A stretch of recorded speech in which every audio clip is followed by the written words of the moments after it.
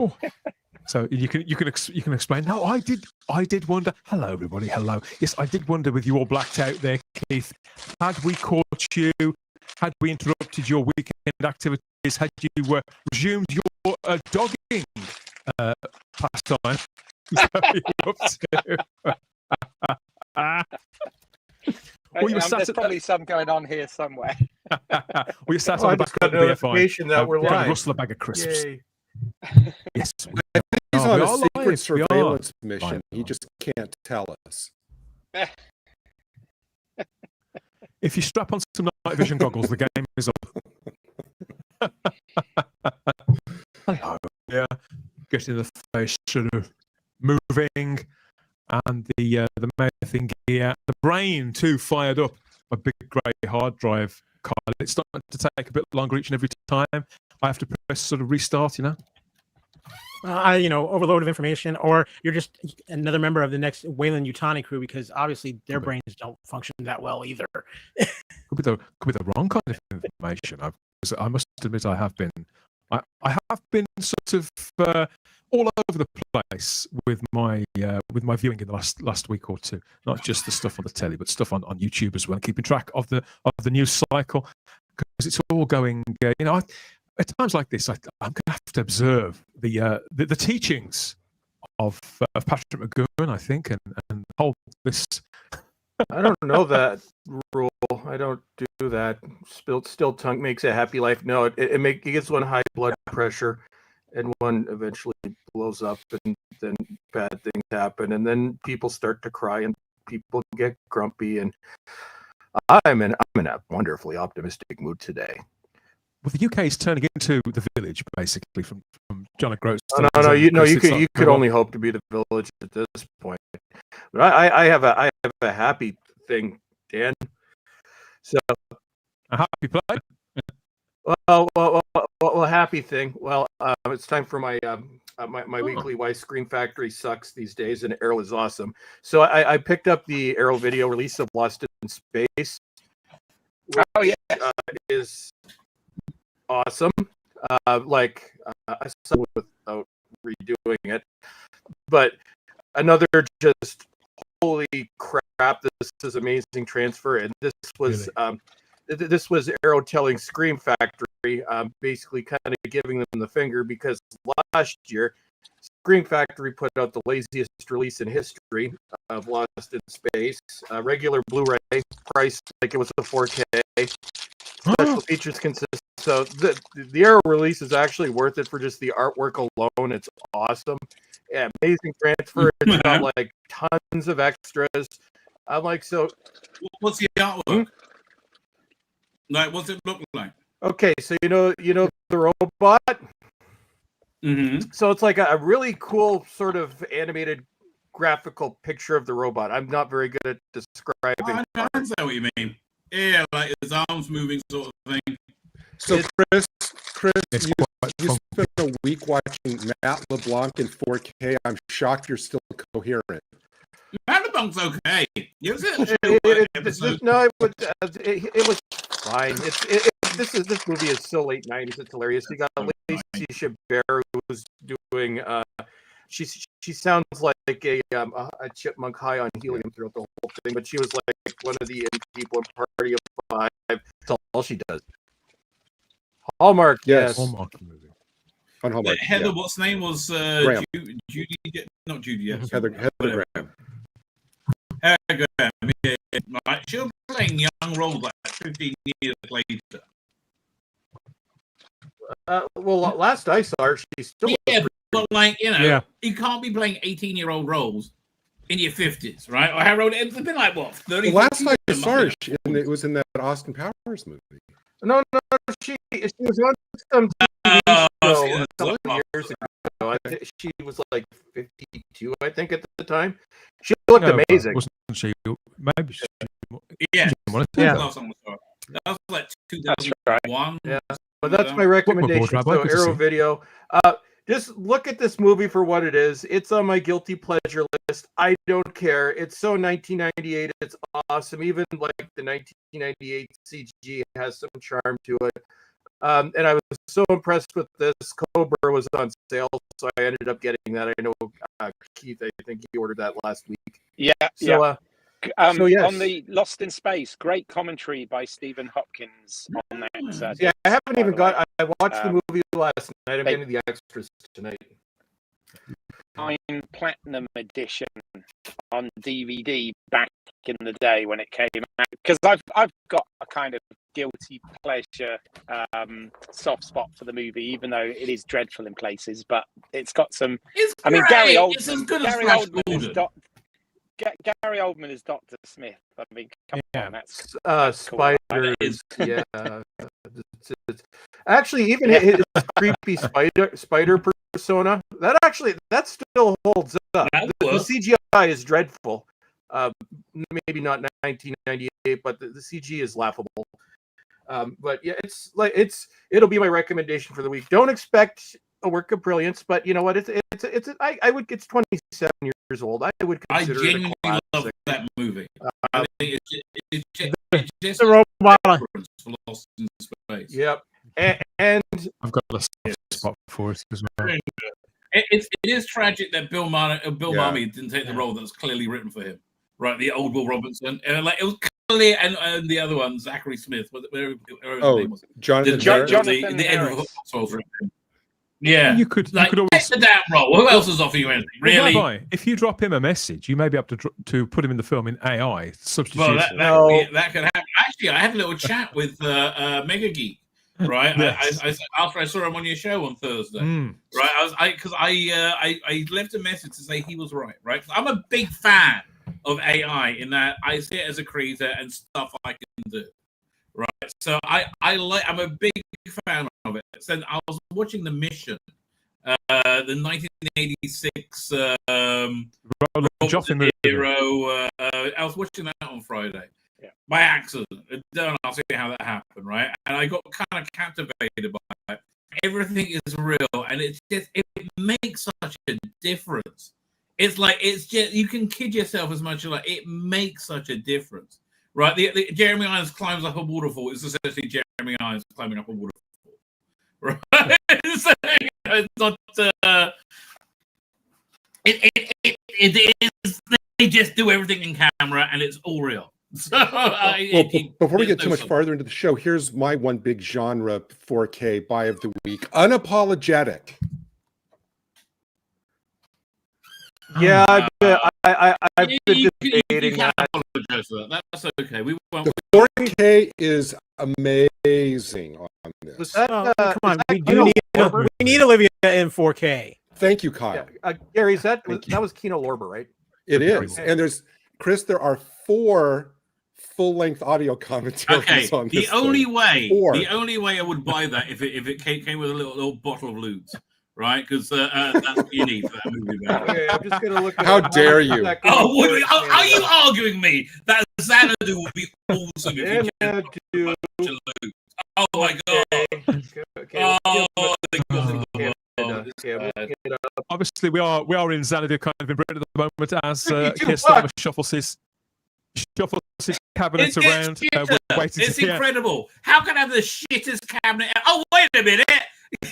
Let's make David Lammy the vice president, as the deputy prime minister, and like the virulent Muslim woman in charge of the Muslim rape gangs. That's going to work out fine. Nothing can go wrong now. I love your country. It makes mine look good. Yeah, that's embarrassing. That says a lot. Hey, just because we have the Department of War now in the United States. There you go. Good. The Department of War. That's the thing there. It is. Oh, it is. They just renamed the Department of Defense. My favorite Trumpism, I think, ever. He's just redone the Rose Garden, right? And he's got a picture of all the presidents up. He has 45 him, 47 him, and in the middle, instead of It is true. Yes, actually, it is true. That's what's actually happening. You gotta laugh, haven't you? Yeah, gotta laugh. Game for a laugh. There should be a governmental department in every nation staffed exclusively by Sydney Sweeney, I think.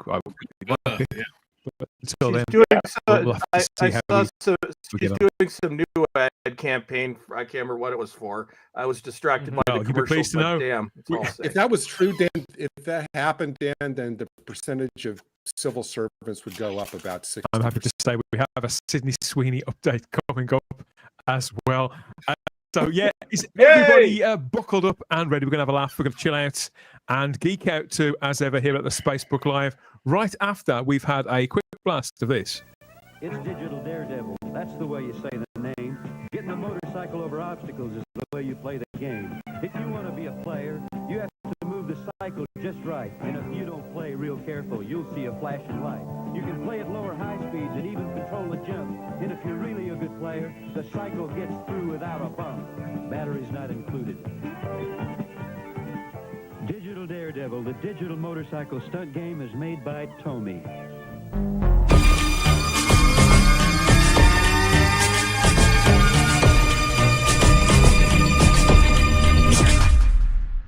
Do we dare? Do we dare? Of course we dare. It's the Spacebook Live Transwarp Out There Entertainment on YouTube and on Rumble for Saturday, the 6th of September 2025 and beyond, with a far out panel here and me, Dan Hadley, Birmingham's King of the Geeks. What a week as ever. Plenty of surprises, not just within pop culture as well, just generally speaking. I don't know. I'm a little bit punch drunk from a lot of it, I have to say, Kyle. But I think between us, we can hopefully manage to string some sort of coherent conversation together. Well, yeah, except I've been putting my hands down jars with alien beings and feeding them unprotected all week long. A couple of them may have bit me. I don't know what's going to happen during the rest of the show. Whatever's going to happen is going to be deeply stressful and vaguely sexual. Okay, that's just what we know now. Anything could happen in the next couple of hours. Yes, we've got Kyle Wagner back again from the Fandom Podcast Network's Culture Clash and True Believers and 1,000,001 other things. Keith Isles, too, from Home Media Minefield, out in a literal field, this time by torchlight, no less. He's joined us anyway, the rabbi from another planet, back on deck too, and in fine voice, no doubt. There's Mr. Bowlestrek, our friend Chris there in the bottom corner. I think that's Frank. Frank's smiling. We may check in on Frank later on, but it's good to have you back, Chris, and sporting DC colours there after a triumphant summer for the Man of Steel. That's Mr. Gary Akers as well, with another fantastic cap on. Yeah, it's good to have you all back on deck. I'm happy to say I'm feeling a little brighter this week, not quite so miserable, suffering a little with the throat, but then again, the weather has started to turn in Britain, so there'll be a lot more moaning about the weather to come. But you know, I'm at that age now, so it's quite permissible. I think Keith, to moan about the weather. What's it like where you are? Have you got heating on in your car? No, actually, it's the weather is fine at the moment. It's dry. It's not too cold. Yeah, and I've blacked all the car out with things in all the windows, and I've got an air mattress set up. Wait, what's going on? Where are you? I'm in the New Forest.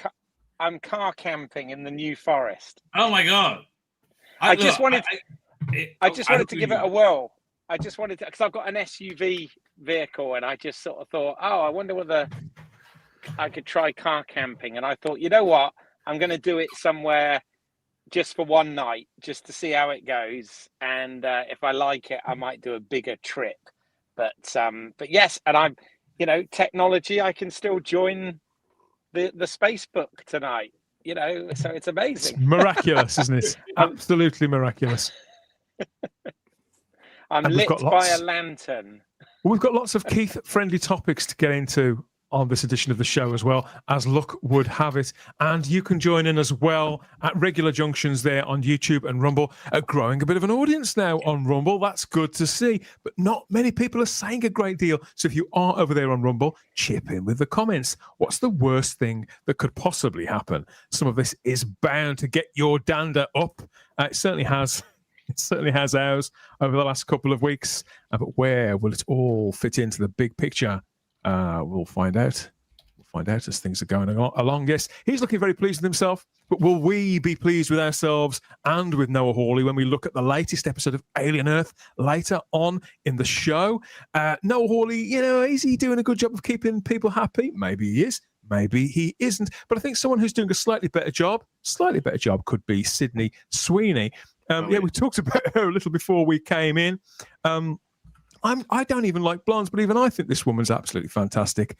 She annoys all the right people, Gary. I think that's another thing that I like about her. Yeah. She's like holy water to vampires. I mean, they're trying it. It seems like every day somebody's trying to attempt a cancel on her, and it just is not taking. My favourite was this week's because some of them have been pretty tenuous so far. They want to cancel her because she's hot. It's that simple. She's hot and she may not be a lefty. So those are considered to be crimes now in 2025. But this week, this was bizarre. This is what somebody posted over on social media. Sydney Sweeney even has a white dog. I literally can't with this girl. Somebody is taking umbrage with the fabulous Sydney Sweeney. I didn't notice the dog. I didn't either. Give me a minute. I wasn't paying attention. You were too busy looking at the puppies, weren't you? No, there is a dog, a full-grown dog. To your dog right, there. Rabbi. To your right. Yeah. No, I'm looking at the dog, and I forget it. I'm fine. I'll just look where I want to look. Everything... What sort of diseased mind must you be to look at a picture of a young woman, at the height of a career, pretty much? All this popularity, all this success. You'd think that would be inspirational, but some people just take umbrage because of the colour of her dog. The insinuation. Because she's everything they oppose in the world. They did. I actually just did like a 20-minute segment on my channel before coming over. Right. Yeah. I was comparing her to Sophie Turner. Right. Like now, it's not like I got a chance. Right. Firstly, Sophie Turner as Tomb Raider. I'm sorry. Tomb Raider needs to have huge tits. I'm sorry. That's just basic Tomb Raider. Fair point. Right? It's a fair point. That's why we all played it, right? And I don't care how low res it was huge tits, okay? And that's it's part of the bloody character, Yes. Gotta be very spankable. Two big parts. Two big parts, exactly. Anyway.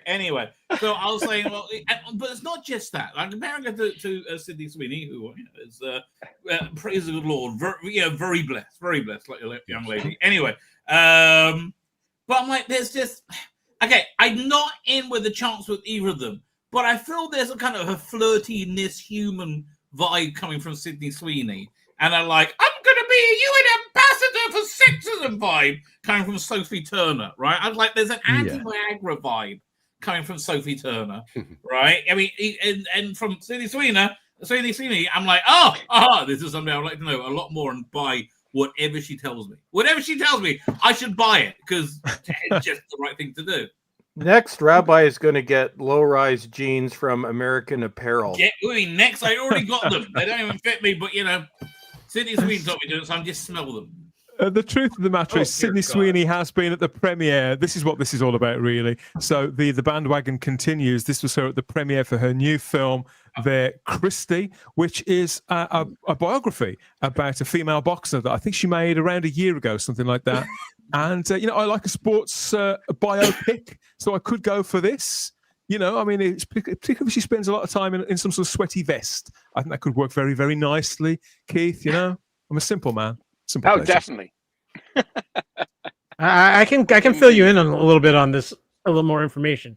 Please do. She is playing a famous female boxer, kind of one of the trailblazers here in the United States, a woman by the name of Christy Martin, and she got pretty famous for a while because she went in there and she slugged it out. She just was not going in and practicing the dance of boxing and the fight. She went in there and literally just slugged it out with people. She actually had fights that were on pay-per-view here in the United States. She became fairly famous. Turns out she had quite some bad things happen to her later in life with a ex-husband and some things. I've seen some shots of Sydney Sweeney in this, and it's amazing what the Hollywood makeup can do. I'm just gonna say. Is that the real whoever it is? That's the real Katie Martin standing next to her. I did wonder at first when I first saw this picture, I thought that Sydney had been to see Rod Stewart at Vegas, but apparently that is the real life woman. Yeah. So anything that Sydney Sweeney's doing, I'm interested in right now. Yep. Oh no, call me old-fashioned, but it doesn't. That's all it really takes. So bring back the crumpets, and whilst you're at it, bring back the heroes. That's what we're all about here at the Spacebook Live. Quality entertainment and real heroes, whether they are masculine or feminine, just real heroes. I agree. Sophie Turner's going to make a terrible Lara Croft. What a bloody silly idea. Bring back Alicia Vikander. Yeah, I was going to say, what was wrong with Alicia Vikander? Because I have thoroughly enjoyed that movie she did. I completely forgot about that movie until you brought it up. She was great. I have no memory of it.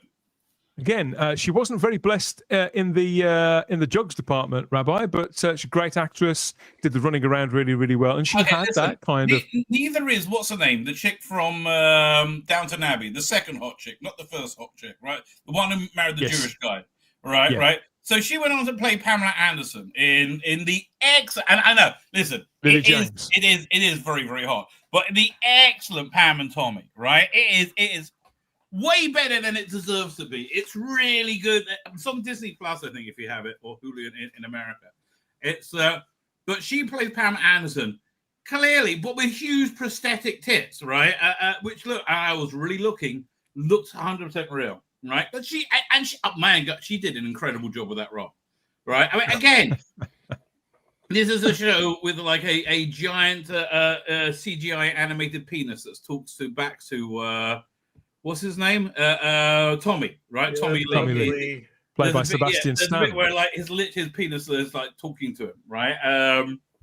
You can't. And it's like a real genuine depth and emotion. It's like you really get an idea of like an insight into these people. And it's a fascinating story. So that's a real record. But as I said, listen. She looked like Pamela Anderson.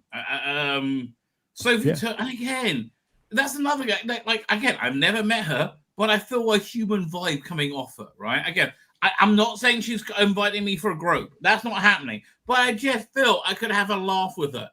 I don't care if she's lying, and she's just projecting that. Sophie Turner again is projecting ice cold anti-Viagra at me. Like I'm not interested.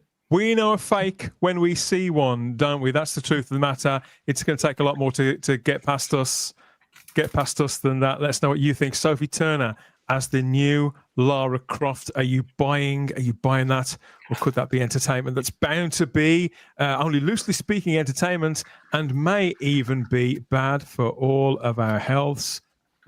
Speaking of which, we know what's good for us here, don't we, Chris, at the Spacebook Live? And even if we don't, we like to make sure that we can inform one another should the occasion arise. And I think that you've hit upon a brilliant way of making sure that we're all more informed for living a safer life against any of the slings and arrows that may get hurled our way through this showcase for public information films, public service announcements. And this one, again, this is up there with some of your best work, I think. Yes. And this is from La Belle Province, Quebec. So today we got a heartwarming story. Warm the coggles of your heart, as they say. It's a story of an older lady rediscovering her younger self. It's so nice, silver topped old granny. Yep, and then she rediscovers the child she once was. So maybe nothing bad will happen this week. Maybe I just accidentally gave you all a heartwarming commercial about appreciating the the little things in life. See, Chris makes it sound like a Hallmark movie, and it turns out to be something from Wes Craven. Well, Gary, not necessarily. I'm like, you know what? We need to lighten things up, and you know what? I think we all need to rediscover our youth sometimes, because everybody in modern days is depressed because everything sucks. So we need to rediscover what it was like when we were young, and what's wrong with that, and what could go wrong with that. I don't know. Let's just enjoy it.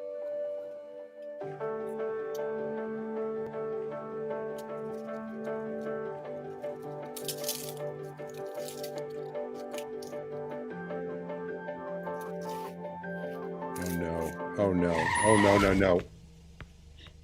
Ooh.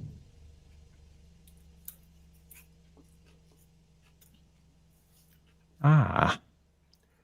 Oh, What does that that wasn't where I say, Chris? thought. Ouch. What did that say at the Watch end, your Chris? speed. Don't drive fast. That wasn't where I thought we were going. I thought this was going to be some sort of short form gender swap of the Benjamin Button movie. But no, it goes quite. I mean, did this have the desired effect? Because this is fairly brutal, even by Canada standards. No, this is typical Canada. We're a very twisted country. So basically, speed can kill. Watch your speed. Rough translation. Yeah. So panel. What did we learn this week about rediscovering youth? Well, never be too happy, I guess. There you Yeah. go. So for next week, what do we want to do for next week? Next week, I think what we'll learn more about workplace safety. Yeah. Okay. I know which one I'm going to do. There's a workplace safety one. We're going to learn that human bodies don't react well to certain types of machinery, and you need to be careful. So there we go. If that's not worth Chris, coming back Chris, for, I have a don't know what question. it is. How is it being brought up on the diet of this? How did that equal your entire country saying, yes, let's allow in an unlimited supply of North African rapists into our country?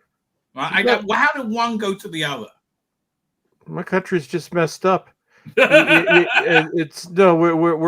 a very sick people. Yeah, but I'm like, one must have caused the other. There's got to be some connection, right? You grew up with that, you went like, yeah, I guess we should have. Oh well, we didn't even notice it, Rabbi, because they would play these things at all hours of the day, including during children's cartoons. Yes. So yes, it's like, yeah, although yeah, it does make our experience with television commercials in Canada is maybe a little bit different, because in the U.S. and most countries, you know what to get. You know, in the UK, you'll get your propaganda. In the U.S., you'll get your buy this. But in Canada, you never know whether it's going to be, I'm trying to sell you something, or this is an episode of Final Destination. And the fun part is in the not knowing, because you never know when you're seeing a commercial for the first time whether or not something terrible is going to happen at the end. So it makes things exciting. Yay, vive la Canada, vive la Quebec. Drive safe, don't speed. Speed is bad. And if you've ever driven in Quebec, Jesus Christ. It's driving standards in Quebec, which I'm only about an hour and a half roughly from the Quebec border. Driving standards in Quebec are not quite what they are in the rest of the planet. Basically, you just put your foot on the gas and hope for the best. You drive on any street in Montreal, literally, it's like you make sure you've got your will in order, your insurance is paid up, and then you just pray and just go. And so isn't it Wales where you can't go above like 15 miles an hour or so? It's like they got some they- kind of they 20. I think that was speed. It's 20. in 20 miles Montreal, you cannot everywhere. turn the whole right. country, right? Even the motorways, it's only 20 miles an hour. My son lives in Cardiff Bay, and it drives them all completely mental. We've been driving them wild in the live chat here, including Lucy Meow. She's joined us. So has Donny. We have Garbage in the live chat too, along with That is PD a Rich. great icon. What's the name? Thumbnail. Was it? We've got Lord Thoth Icon. here as well. So yeah, keep coming, everybody.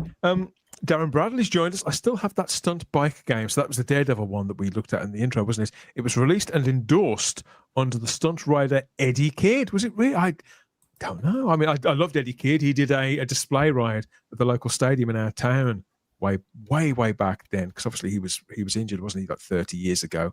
Bless him. Great genes, as Darren. Couldn't agree more. And lots more Sydney news at regular junctions here at the Spacebook Live. So if that's not worth subscribing for, I don't know what is. Nicholas Horton's here with us too. Hail to the panelists, he says. And he says, you're a cold, hard bastard, Bowles Trek, but in a good way. And you get, just to prove it, Nicholas drops you loads of nice icons there. But he's ours. And things like that. So yeah, I am the evil that comes to visit the internet.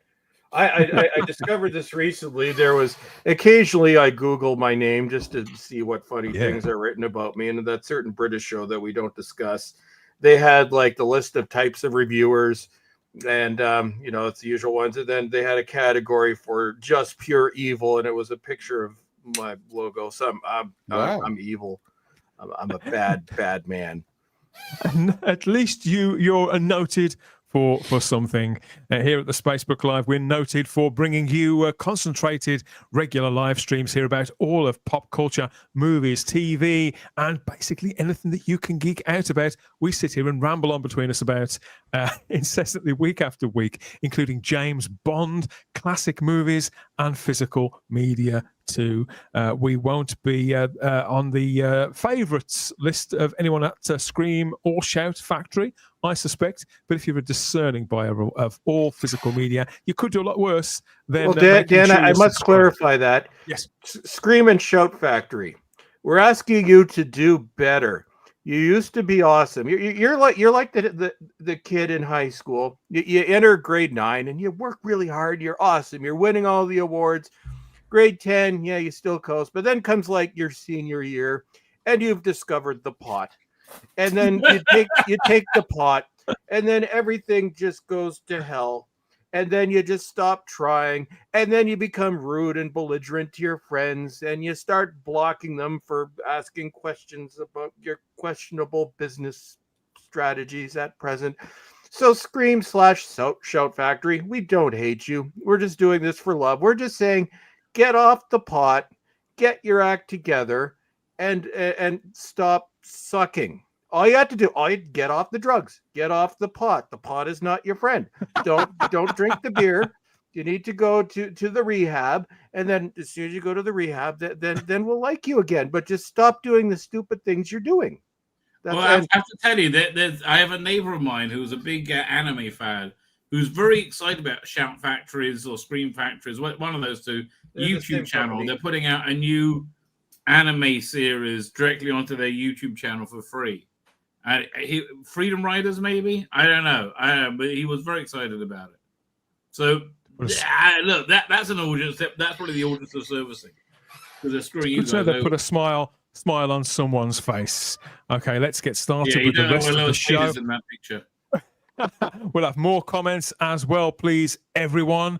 Don't hold back. We've got some topics, some favorite topics to revisit, I'm happy to say, and some big cult figures to check in with. So make sure you're sat up and paid attention as the story, the saga, continues. Where next? This one. On your last trip, did you discover what the Earth people eat? They eat a great many of these. They peel them with their metal knives. Boil them for 20 of their minutes. Then they smash them all to bits. They are clearly a most primitive people. For mash, get smash.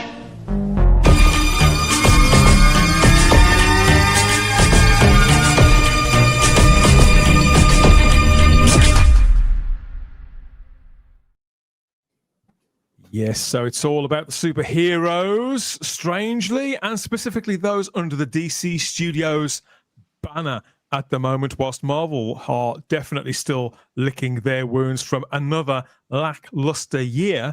DC, who aren't exactly pumping out masses of material, do seem to be getting people talking and creating a sense of energy around their brand. At the moment, of course, the Peacemaker, he's still doing his thing on TV. There we've got the Lantern show to come probably next year, I think, along with that Supergirl movie. But I didn't expect to see news of a sequel to this year's Superman announced as quickly as 2 or 3 days ago. This really did take me by surprise. I mean, Gunn he'd been open about the fact that he was writing one and that there was one in the planning stages, the next Superman family movie. But when they announced the Man of Tomorrow, which they plan on having in cinemas for July the 9th, 2027, so that's less than 2 years away, I was really startled by this. Surprised, startled, and delighted. This is the turnaround time movies should be having.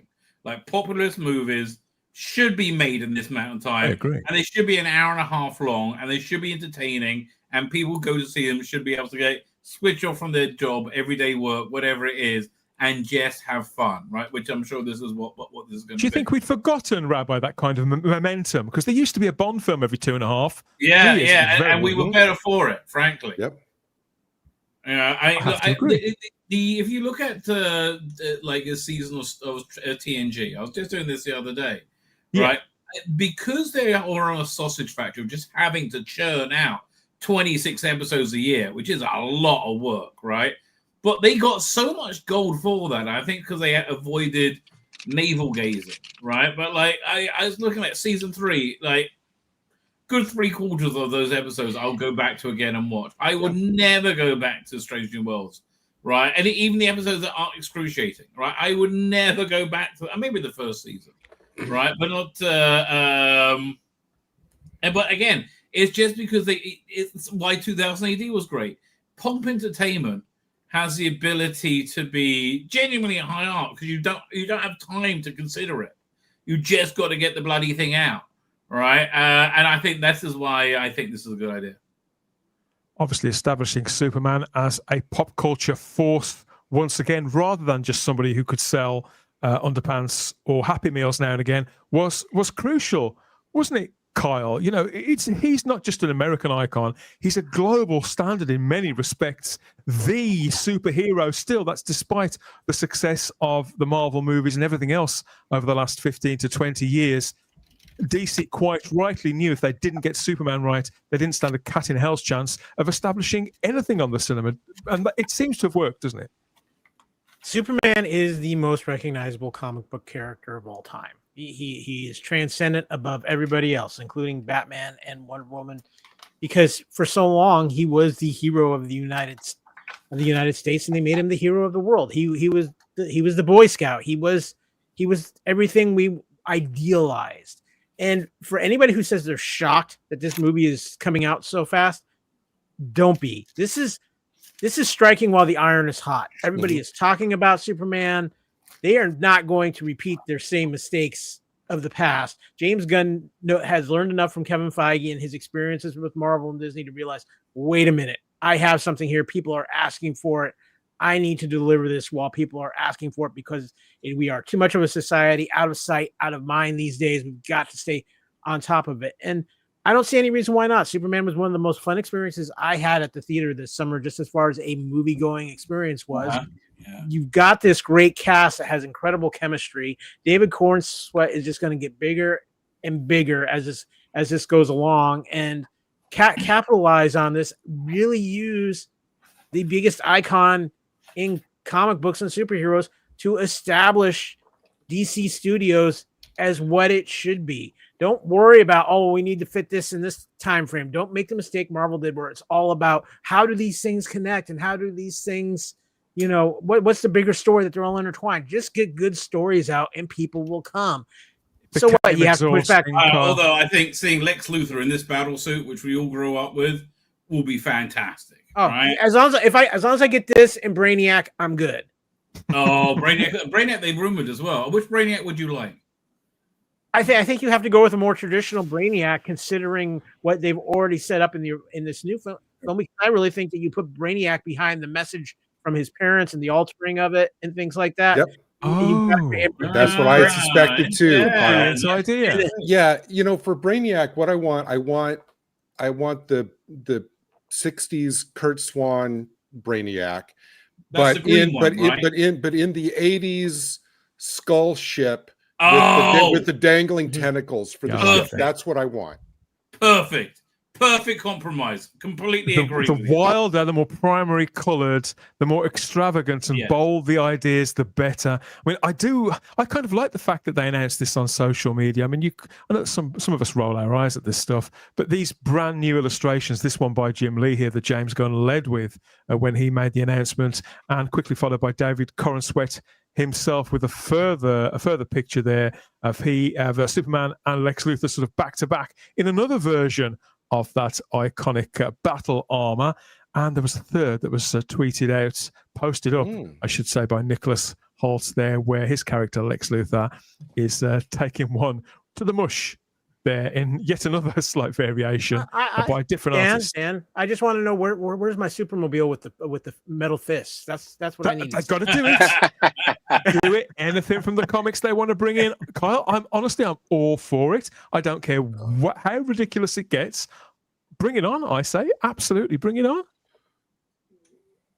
Wouldn't it be cool if they got like the third movie would be like an adaptation of that either Alan Moore's final Superman story, which is a really cool two-parter, or the other one, which they made an adaptation with in the animated series, where Superman wasn't sure if he was being Superman, or if Krypton never blew up, and he had this like wife and kids and all this hassle. It was a fantastic story.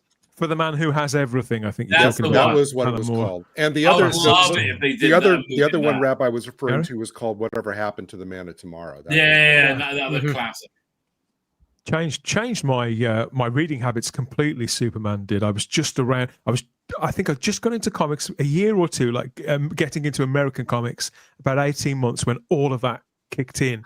Because Superman was the very last comic I used to pick up every month, and then that huge reinvention sort of happened, and I felt so fortunate to be on board for it all those visuals, and so I've really come to love the character in the intervening years, and you know I'm still very fond of obviously the original movies and the George Reeves show. I was raised on that too, but the print universe is for me where it's at, and the title Superman, the Man of Tomorrow, that was it's been a long-standing sort of byline for Superman, hasn't it? For several decades, just not as well known as the Man of Steel, but it's been used as the title for several books, including this series, which I think ran for a few years, launched in 1995. Yeah. I do wonder, because obviously the titles for most of these movies are changing. Superman itself was originally called Superman Legacy. I'd say that the Supergirl film, which was going to be called The Girl of Tomorrow, The Woman of Tomorrow, sorry, they can't have Supergirl, the Woman of Tomorrow, and Superman, the Man of Tomorrow. That's far too much. So I'd say one, if not both of the titles will probably change. I'm not necessarily expecting the Man of Tomorrow to be the final title of this movie. What are your instincts? What are your instincts about that, Keith? Do you think they'll take that through? Yeah, it's a really good point, actually. I don't know, because I think Supergirl is just going to be called Supergirl. It seems obviously this one was just called Superman.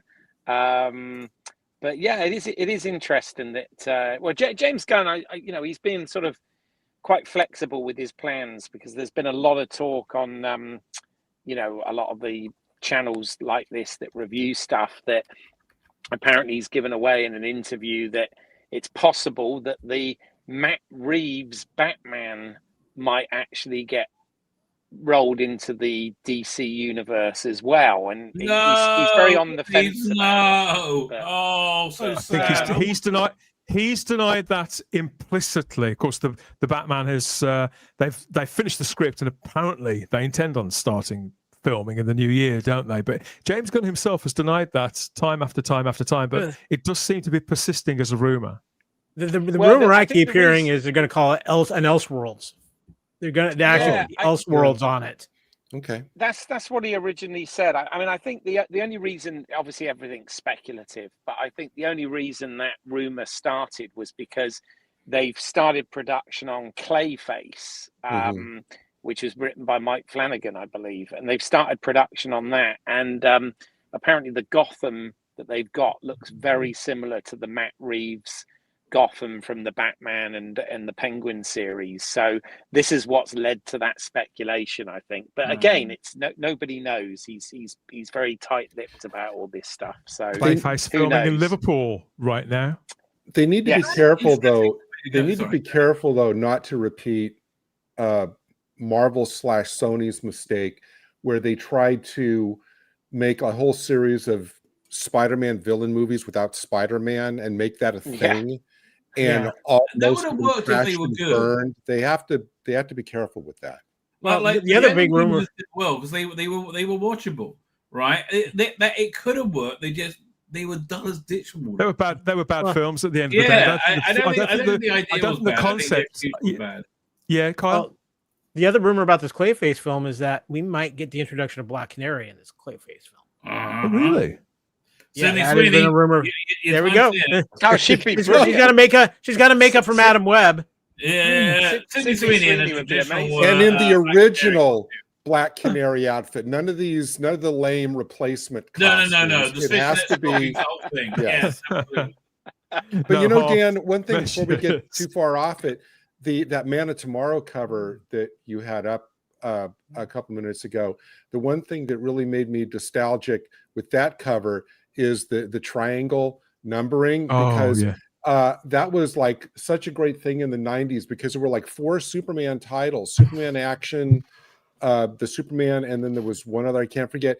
And because all the storylines ran from one to the other, you needed the triangles to follow the order. I And so- loved it, Gary. Yeah. I used to go hunting them down, scrambling through the shelves. Loved it. Yep.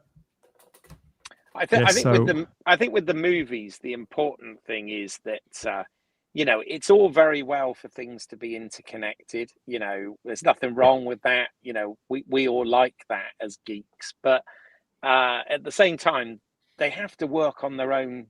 To, you know, they have to be able to stand on their own as well. And I think that's this is where Marvel's gone wrong recently, because after the sort of phase 3 thing, those 2 phases following, you know, relied on you doing so much homework to see something. You'd had to see all these series and all sorts of things, and it just got a bit convoluted. And I just think that they need the interconnection is good for those that want to see that, but I do think it's quite important that the films work on their own as well. Right. Yep. You know. Yeah, I was the Thunderbolts just came out on Disney Plus, so I tried watching it, and it's everything that's wrong with Marvel. It's like you had to have intricate knowledge of like the last 7 movies, right? And then and also put up with the insane wokery. It starts off with Florence Pugh as the new Black Widow, right? And she has all this kick-ass fighting scene.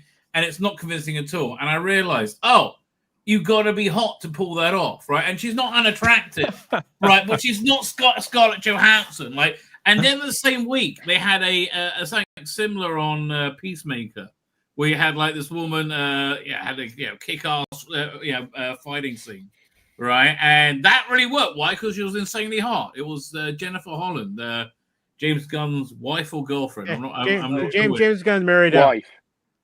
But I'm saying that's a genuine factor. I mean, you've got to be somewhat mesmerized to be able to buy what's on screen. And look, again, I'll do whatever you want.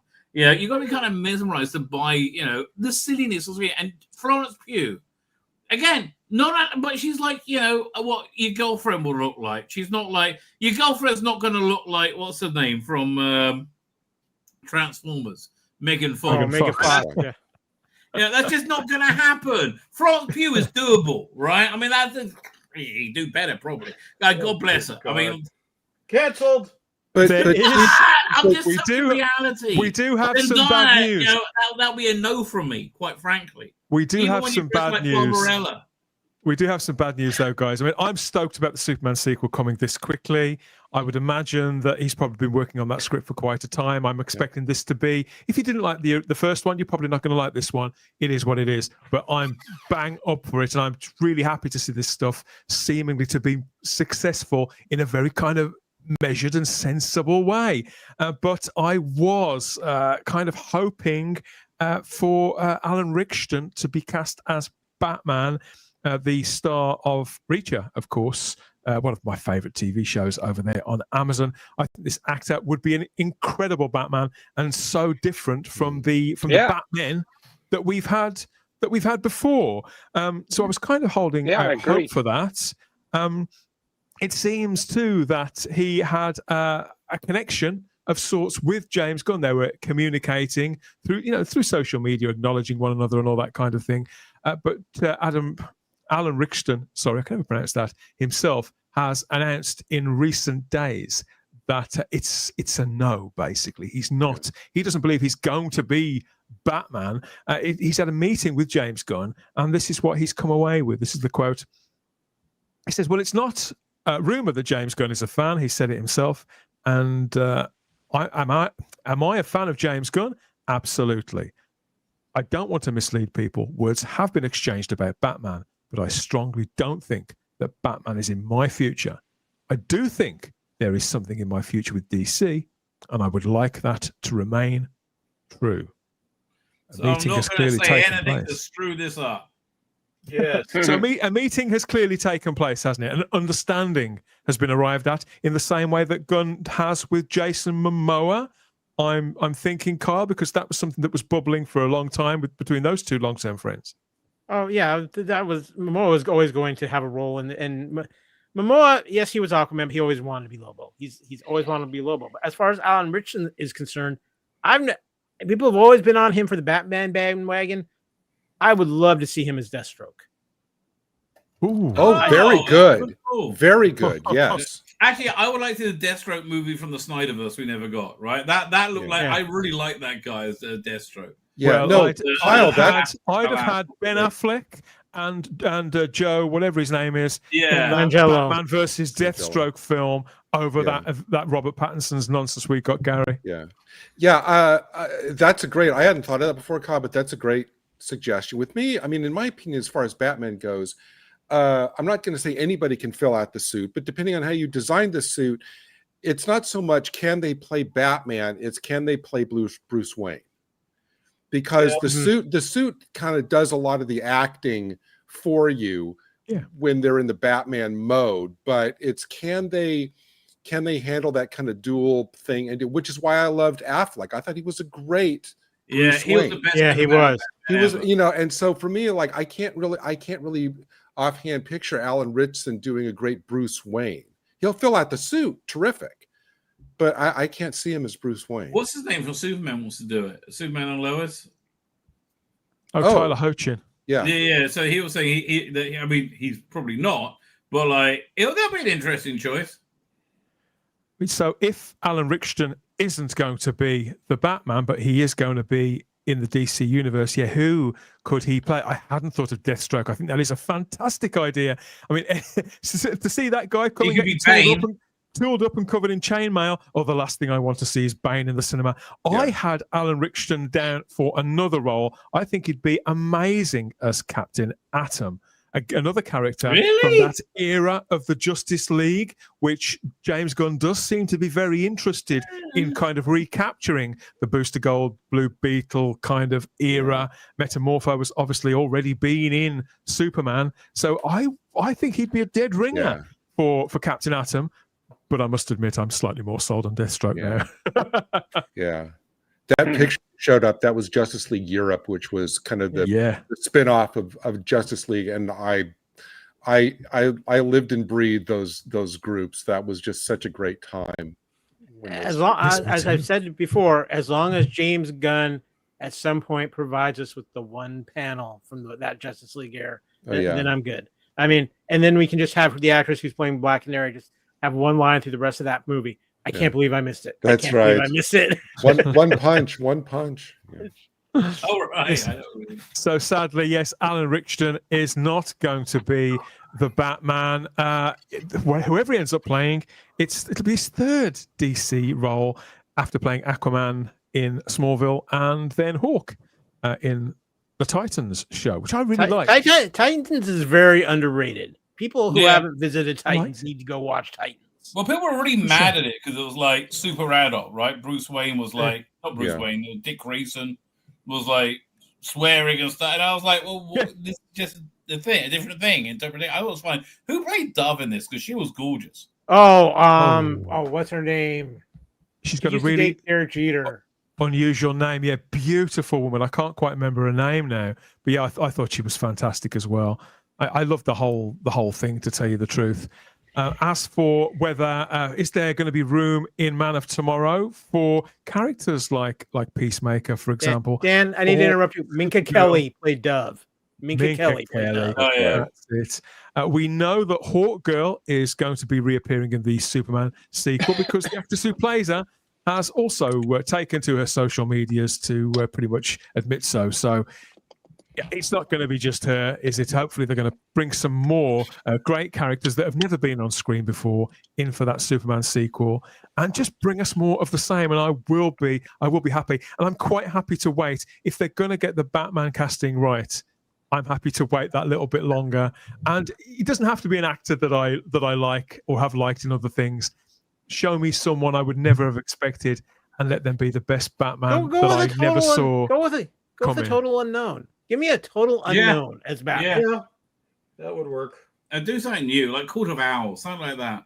Oh, that would be awesome. Oh, story-wise, yeah, I would imagine they probably will look to Grant Morrison or Scott Snyder, somebody fairly new for stories that haven't been adapted before and that have that kind of potential to go to 3 or 4 films. Kind of telling a specific story. I think they've mentioned in the past that some of their inspiration is that Batman and Robin comic book from about 2009, wasn't it? All-Star Batman. No, the Batman and Robin that Grant Morrison wrote with the flying Batmobile. What's her name? Adam. I know what you're talking about, Quietly. Frank Quietly. Quietly, yeah. That's one of Professor during Big. that was awesome. During that series, Dick Grayson was actually Batman, wasn't he? But I think they want to sort of move it around, just the way they moved around the Supergirl to include Lobo. I would imagine they mixed the. Well, that was during the time where Batman was believed killed during the final crisis, and Dick Grayson had to become Batman for a while. Fabulous stuff. I can't wait for Supergirl. Love Millie Alcock. A great name, Millie. But I know, Millie Alcock. She's terrific in House of the Dragon. I like what I've seen so far. But yeah, I'm really thrilled about Man of Tomorrow. And I feel silly now for being so surprised now you guys have explained it to me. But yeah, I'm absolutely made up about this. Let us know what you think of this news. Have you seen Superman yet? How many times? And do you have your pre-order in for the Blu-ray or the Steelbook, which I hear is practically sold out already? Ooh, so yeah, really? let us know by all means in the comments. We're next. Yeah. What are you doing? I'm watering the garden. I'm trying to clean the place up. That ugly Maureen bird coming again, eh? She's not ugly. What's this stuff? Ajax Creamy Cleanser. What's wrong with our other Ajax? Peter, there is nothing wrong with our other cleanser. This is a special creamy Ajax. It cares for modern surfaces. Just look how clean and shining. It keeps our recently purchased refrigerator. Purchased, it fell off the back of a truck. Finders keepers. I still use Ajax powder as well. You need something as powerful as Ajax powder to get right down to the dirt and clean up after you. But just look at that bath. Oh, you dirty old man. Ajax will fix it, Harold. It's got double bleach. Peter, a glorious home like ours needs both cleansers. Ajax Creamy for the modern surfaces and Ajax powder for the tough jobs. And both on you. Yeah. Look, absolutely spotless. And all for Maureen. Ajax gets things ever so clean. I still think she's ugly.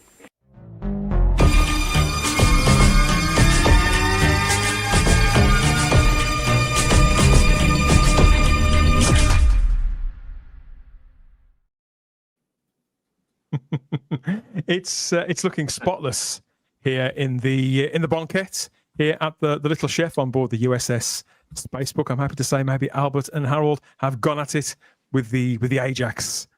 I don't know. So yes, this is where we continue our Alien watch, keeping a track of the serial expansion, it seems, of the cinematic movie anthology Alien.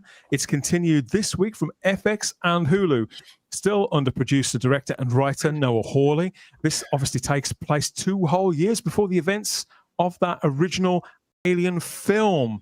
And how convincingly it's stitching it all together, I'm not entirely sure, but I do think the priorities here could be slightly different. Noah Hawley seems to be getting a lot of good notices. I think that's the expression, Keith, for this entire series. This is going down really, really well out there. Yep. Mixed results here on the panel over the last 2 or 3 weeks, though. It can't be argued as the series has sort of made its way through. We're past the halfway mark now, but there's still lots of story, I feel, to be told. We're 2 years before the events of the original Alien film, of course, and touching on perennial themes of harder traditionally harder sci-fi. We've had some broad horror visuals certainly lately, and to be fair, some really great cliffhangers. Generally speaking, though, it's been quite light on alien action. That sort of changed this time, though, didn't it? They've mixed that up for this 5th installment. So yeah, we're 2 years before the original Alien films events, and a mysterious deep space research ship has crash landed on the Earth, putting humanity face to face with a set of fearsome, unknown alien life forms. But for the 5th episode, yeah, this is what many of us had guessed it to be. This is a flashback, an entire flashback episode for number 5, titled In Space No One. This time both written and directed by Noah Hawley himself, with a one sentence byline: an outer space vessel in peril leads to a dangerous reckoning. And that's all that there was on this. It's got a 104-minute runtime, so far longer than the rest. Question is this the installment that we've all been waiting for? Those who were hanging around to see what had happened in that space of time in the narrative where we didn't see before the series started, and for those of us who'd been pushed away a little by the recent weeks, is this the one that's gonna bring us back? Keith, you look like you're in the Keith's on the engine room there of the USS Maginot, for those who can't see. So you were one of several people who suspected we'd be getting a flashback for episode 5. So what's your take on In Space No One? Then, you're still smiling? Yeah, no, as you can see, I've gone into red alert mode here. Just in case the New Forest, just in case the New Forest have any xenomorphs running around in the woods, you know. Safe and sorry, mate. But yeah, I obviously mentioned this before. I expected this to happen simply because of some of the actors that they'd cast and only appeared very briefly in that first episode. Actually, yeah, it's 1 hour 5, and then I actually watched it twice, and the second time I watched the first 15 minutes of episode 1, Neverland. So it's essentially like an alien movie by the time you add those two bits together. Right. And it really is. I mean, it's very much Noah Hawley wish fulfillment, I think, that he got to essentially remake Alien or something very close to the Alien film. But the good news is he did it really well. So I'm perfectly happy with this, and I had a really great time watching this. As I said, to the point that I actually watched it twice. I enjoyed it that much. But is it anything groundbreaking and new? Not really. But I mean, the fact that we've got the other alien creatures running around as well, and we had some sabotage, and we had complicated relationships between the crewmates and all of this. I just thought the whole thing worked really well, and it was nice to have an episode from Morrow's point of view, because great character, love that character. So yeah, I'm really happy with this personally. I know it's torn us a little bit, but for me, thumbs up. Yeah, Morrow's been a consistently reliable sort of element who's played more than his part in maintaining the intrigue in the show for me, when I personally was getting a touch bored with a lot of other things that were going on. So for him to be not exactly the spotlight of this episode, but to be such a key player in it was a great relief to me. Obviously, the DNA of the entire franchise is very much on show here, Kyle. Just as Keith said, I mean, we haven't spoken to you about this for a couple of weeks, have we? I mean, how are you with the series? And obviously we're past the halfway mark now. Was this what you were waiting for? Has this sort of turned things around, or has this taken it up a gear at precisely the right time? Well, I'm not going to say it's turned things around, because I thought things had been going in a good direction with Alien Earth from the get-go, because I think the ideas that Noah Hawley has been exploring are very intriguing, especially the way and the cliffhanger that the final the prior episode ended on, because I think that is incredibly intriguing. I want to see where that's going to go. Yeah, me too. But we knew this episode was coming. We knew this episode was coming from episode 1. But I'm glad he waited till this point to do it, because there's things that happen in this episode that carry so much more weight. Seeing them now, knowing what has happened between episode 1 and now, compared to where if this had just been episode 1, they would have not had that weight. For instance, the Saboteur and getting sold out as he was, and to find out that, you know, Prodigy knew all about this ship from the get-go, is actually in on half the problems that are there. I think what people are kind of losing sight of a little bit with this series, and as phenomenal as this episode was, and don't get me wrong, this might be, since the premiere, the best episode. But what people are forgetting about is this is titled Alien Earth, not Alien Space. The idea of this is what happens when these aliens get to Earth. And I think what some people are getting caught up in is they want the full nostalgia experience of Alien, and they get it in this episode, and it's a phenomenal episode. But I'm just going to say this now. I don't know if Weyland Yutani does it intentionally or not, but they hire the stupidest crews on their spaceships that I've ever seen in my life. Thank you. Yes, yeah. That's true. A great many people have said that. I wasn't so much struck by that. My issue was, I think, in that some of the people who made up the crew, it's not that they were unlikable. I just weren't convinced by them in the roles that they were in. And I don't think they believed in themselves. They didn't feel connected to the material in some cases. But I think for the most part, the characters were actually really well cast and well played. Who did you think didn't work? The acting captain, whatever her name was. Oh, God, yes. Yeah, but she was good looking, so I kind of gave her a pass. Dude, What do you want? I have an animal brain. That's how it's going. That she really played it. I don't think it was. Well, Rabbi, I don't feel it was written as the archetypal Karen, but I think she played it like one, which I feel was a pity, because her physicality I felt was right, and she was very, very attractive. Yeah, but yeah, unfortunately, I think she was the other key part along with Morrow. And I felt that he was outclassing her, and so was Michael Smiley as the engineer character at every turn. So I felt she was the weak link a little. Now you're saying it. I agree with you. I think that's intentional, because I think the point of it is that she was in over her head. She had no idea of the truth of what was going on. Agreed. Most of the crew didn't. And honestly, as I watched this episode, even though we talk about how stupid the crew was, and they were stupid. I mean, come on, who does reach their hand down into an alien tube to feed an alien that they know drinks blood and eats flesh? And just did bad decision after bad decision. But I think there's part of me that feels like this crew was sent out almost to be sacrificial, especially when they just keep ramming down the fact that the cargo is most important, crew is unimportant. Maybe there are times where I think Weyland Yutani sends out crews like this intentionally, because they like, okay, what if they come across this? We want to see what happens. And that's just how cold-blooded that corporation is. And I think that's a big part of this, is that they've kept their crew in the dark to things outside of Morrow, and this is the kind of shit that it leads to. I think that's definitely going to tie into the original Alien. I think we're going to learn that because of the events of the series that Nostromo was pushed in that direction. Oh yeah, there's no doubt. For sure. I agree with you. Yeah, for sure. The thing is, again, in terms of Noah Hawley directing, I thought, from a directing point of view, the whole thing with the water that had all the eggs put, I thought that was so well directed after.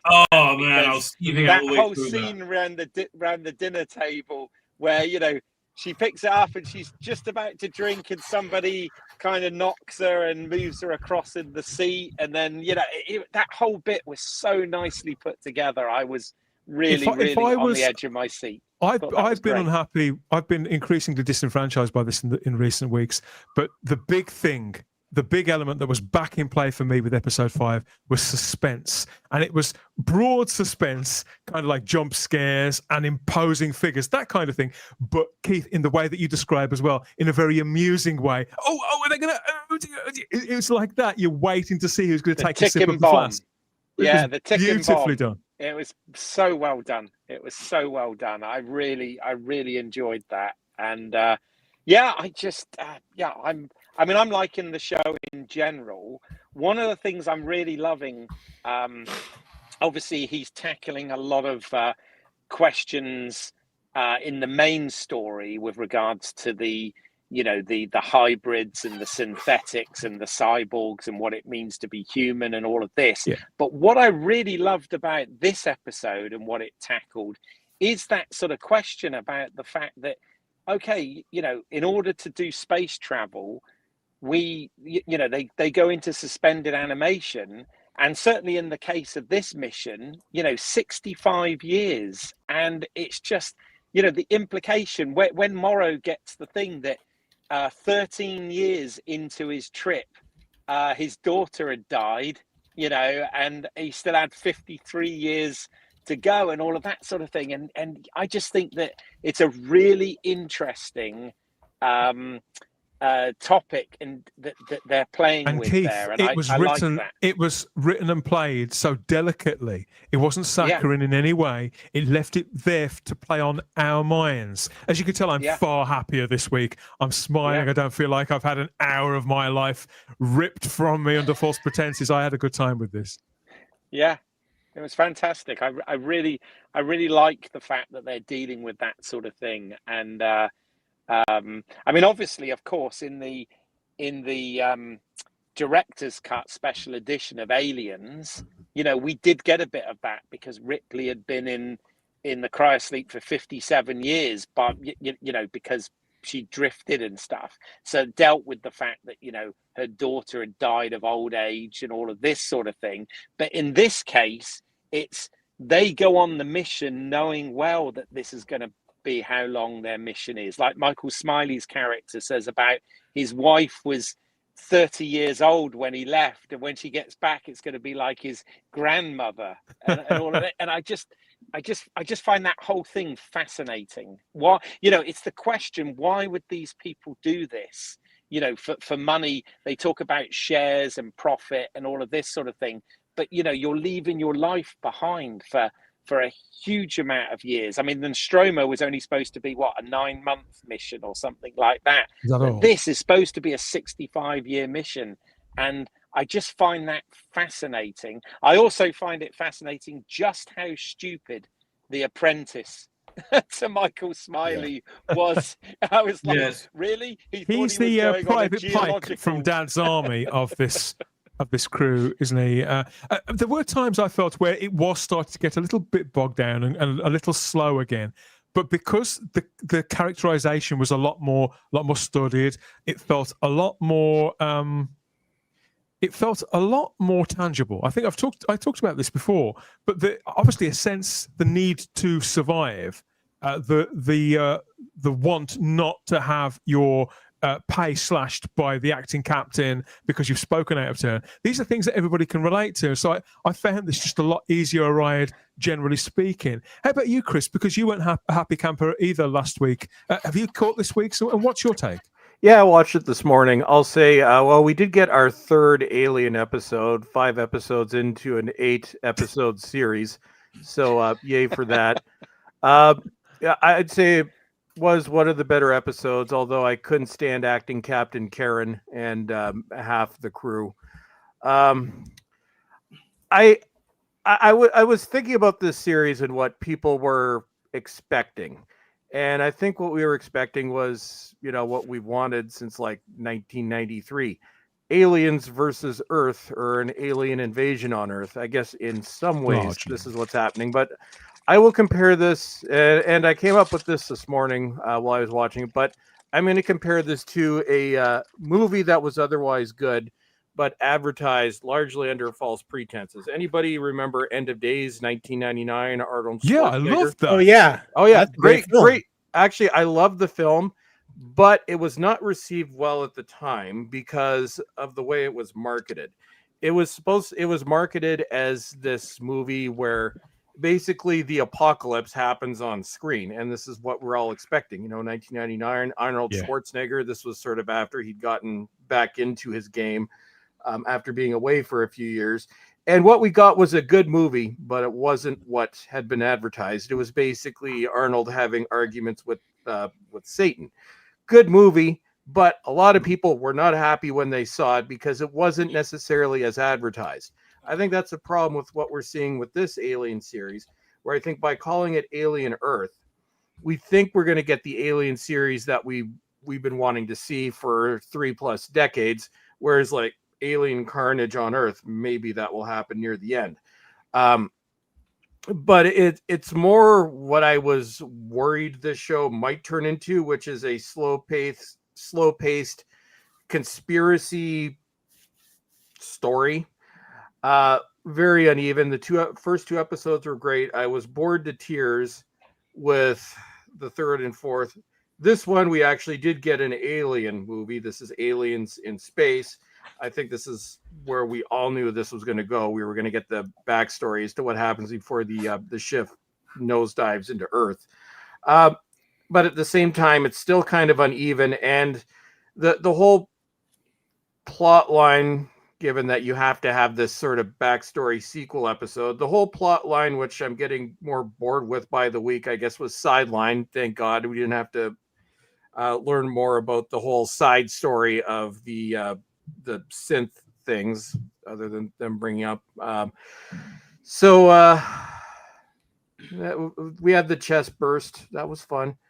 We had some lots of blood. That was fun. We had aliens doing bad things. Keith is right in many respects. There isn't a great deal new in terms of the way that it's beautifully made and skillfully directed and all of those things. And I do love all these new creatures. I'm captivated by that. I still think it was a really bold thing to do. Good on them.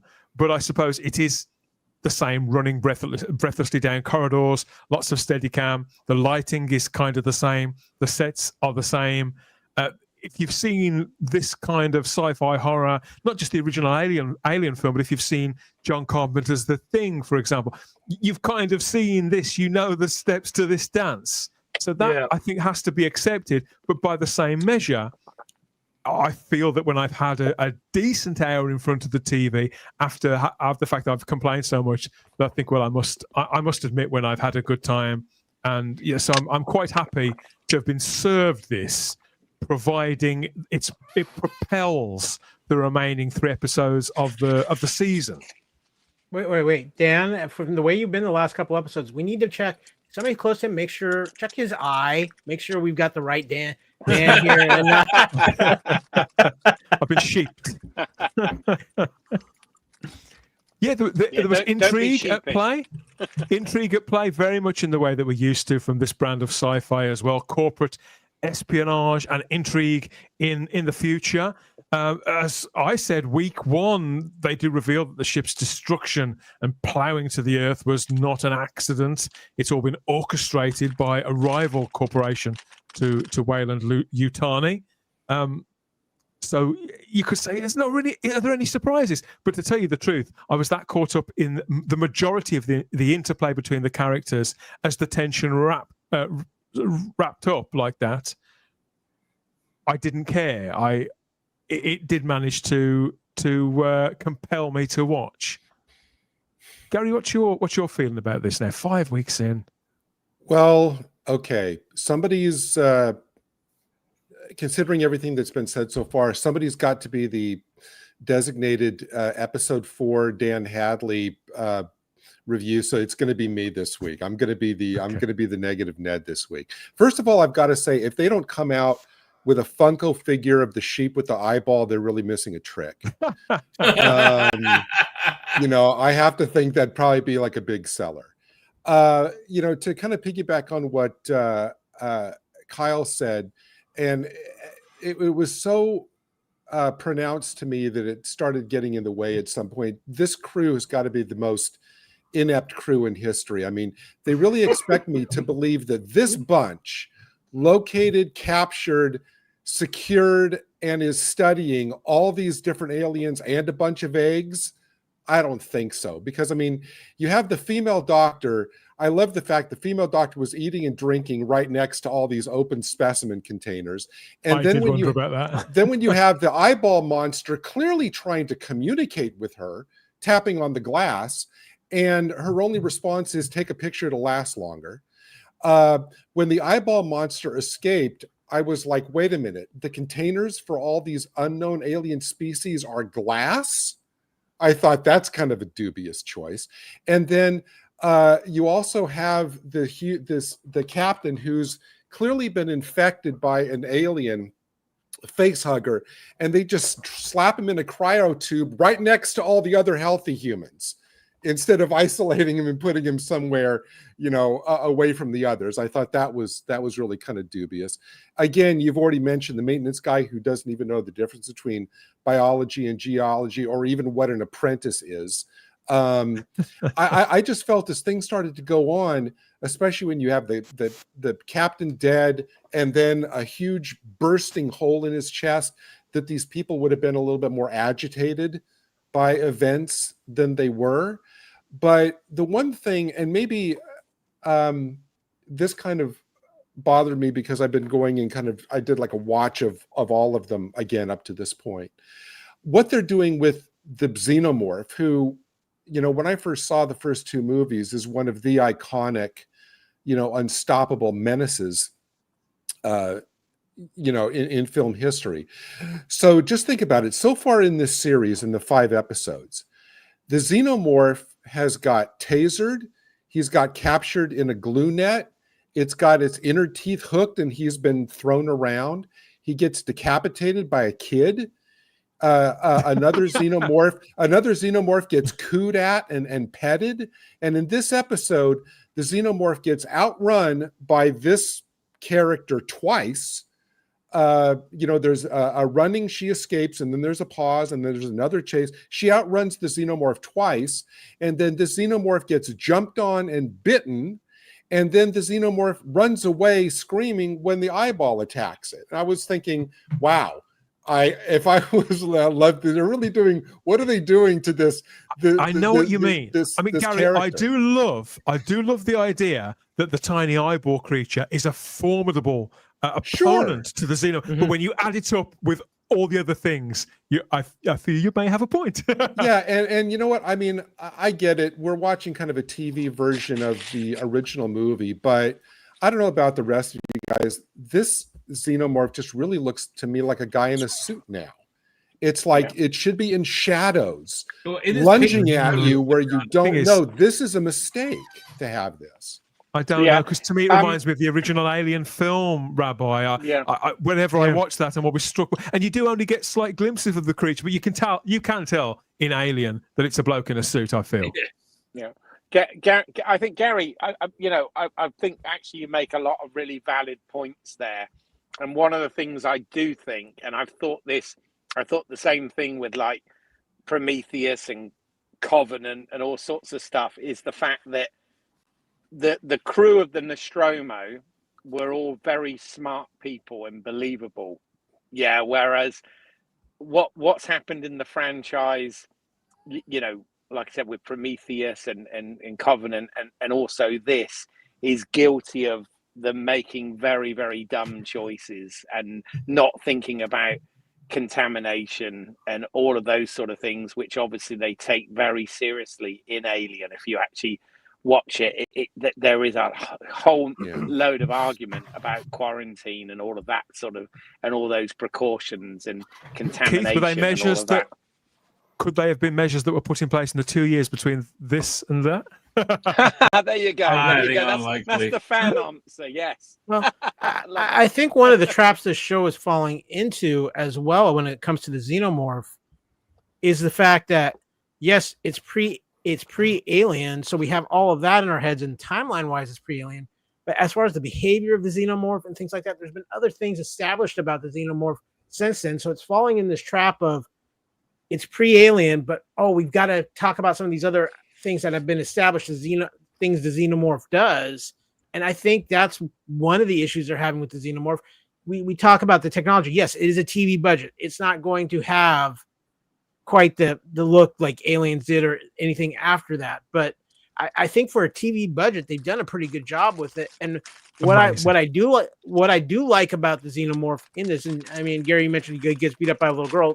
Yeah, this is a hyper synth little girl here who's got a lot more to her than meets the eye, if you want to go with a Transformers thing. But the aspect of it is that the xenomorph, this could be the xenomorph's first encounter with humans too. So That's what I wondered.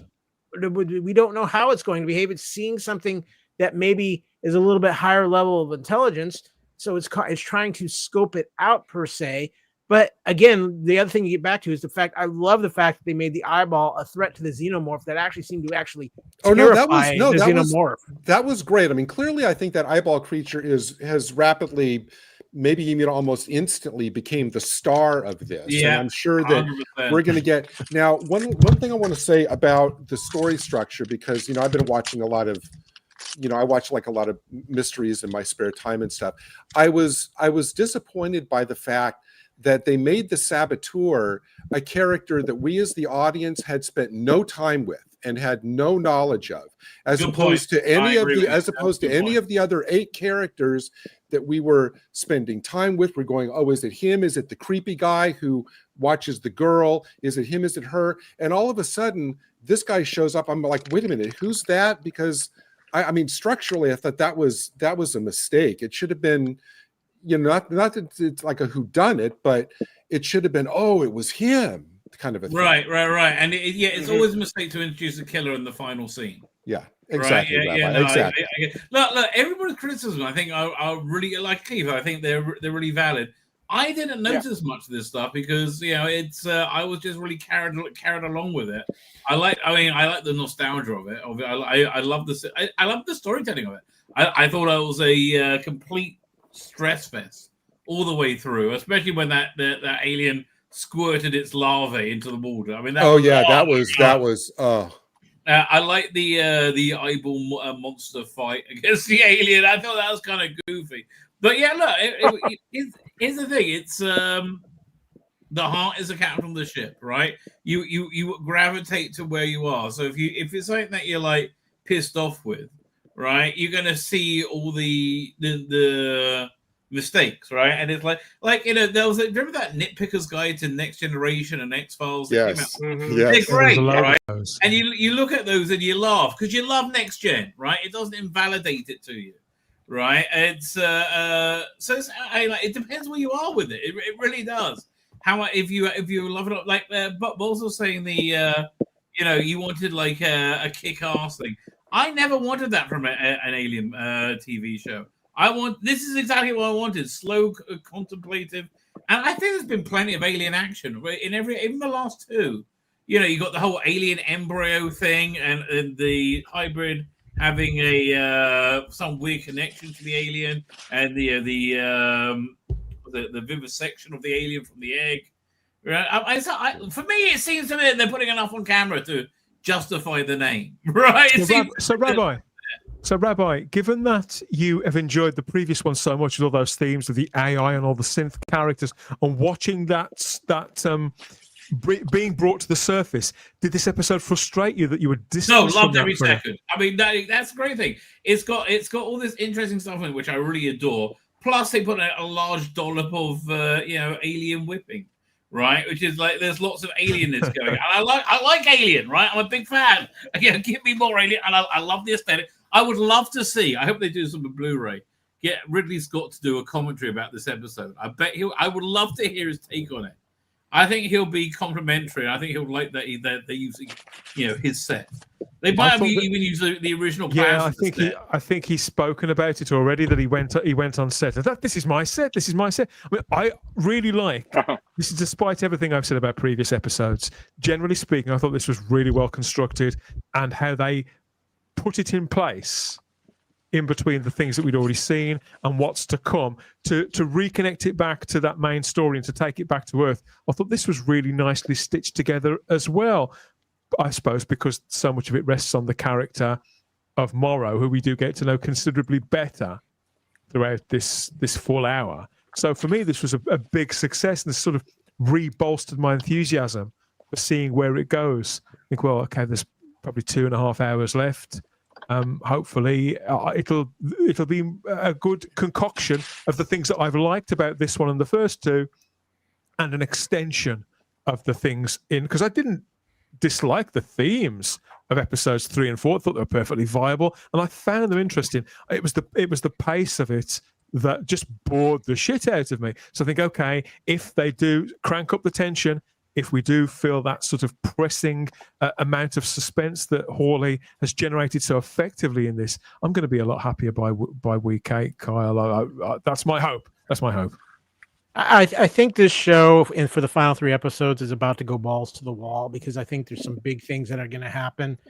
I think when we get back to next week's episode after this flashback, some time is going to pass. I think the little xenomorph that has apparently bonded to our Wendy is going to be much bigger, and Wendy might have a little bit more control. I think we could be going right into Morrow, maybe even leading an assault on that island to try to get the company's property back, or something happening there.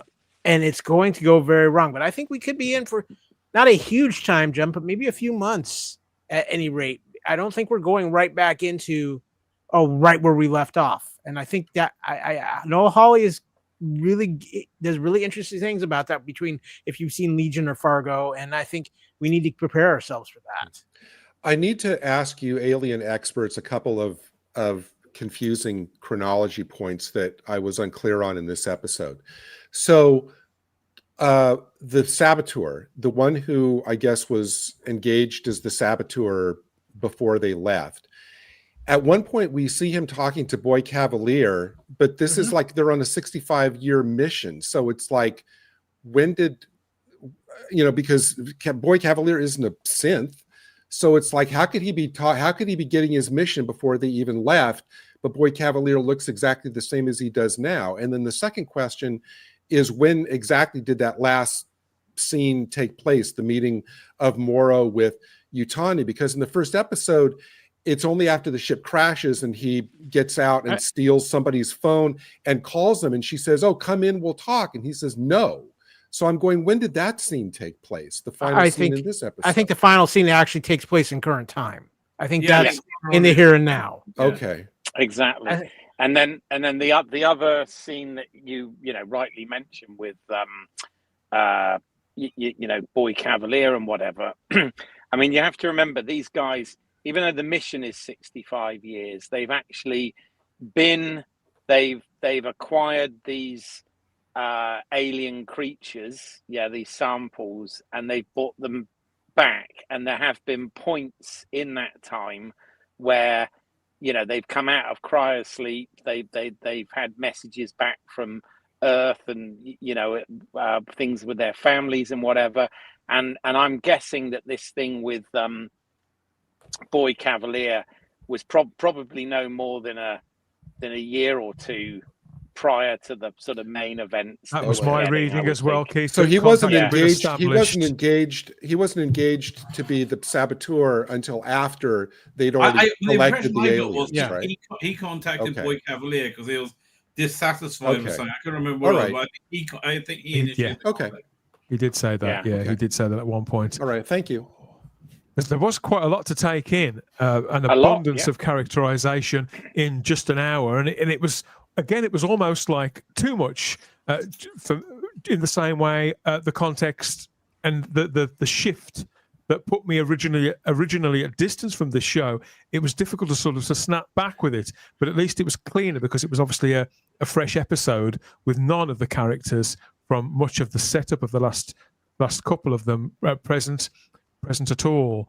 We're going to snap over to the live chat now, though, on YouTube and Rumble. There are people listening to our take on this 5th episode of Alien Earth, dropping their comments and reviews too. So let's check in with them, find out what they've got to say about it as well.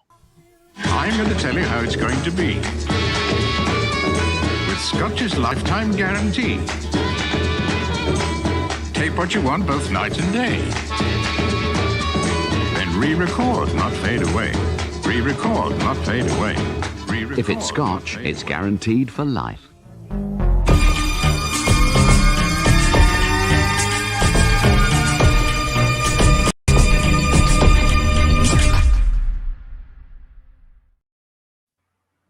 Thank you for joining us here for our Alien Watch on YouTube and Rumble, including Mark here, who says, yes, so to your point about the saboteur, when was he recruited? Mark also believes it's only happened quite recently. Robert Payne's also watching on YouTube here and says, rule 1, is to never overlight a Yep. sci-fi creature, Chris. Well, yes, because that image you showed us, you can see it's obviously a dude with pants wearing an alien head. Yes, it's. I say this all the time with horror. It's what you don't see is what creates the terror. When you light it up so you can see everything, including like the alien pant costume, it just doesn't have the same effect. So yeah, that's a quibble I have as well. The costume looks kind of silly. I think Gary said the same thing. Yeah. So Well, I think Yeah. for me, Chris, because I will say for me, the scariest scene in the original Alien, and again, this goes to my point that like less is more, is when Dallas is in the duct and he turns around and you just quickly see the alien grab for him and cut. That to me is the scariest scene in that movie. yeah. So I kind of prefer it like that. Well, I've always said like my favorite horror movie, or one of them, is the Amityville Horror, where you don't see anything really. It's all just suspense. It's what you don't see. And I think had they done this here rather than having the dude wearing his alien head, that would have been a lot more effective. But it's it's for TV. We have to light everything's either too light or too dark. Alien is too light. Star Trek's too dark. Just find something in the middle. I really don't remember how it was lit in the episode. I wasn't struck as being overlit in the episode, but I might just miss it. The best, by the way, the way to light an alien movie. There used to be this thing in London, in Trocadero, right, in central London, called Alien War. Have you ever been? Did you ever go to it, Keith? Oh yeah. It was fantastic. It was basically this thing you went in.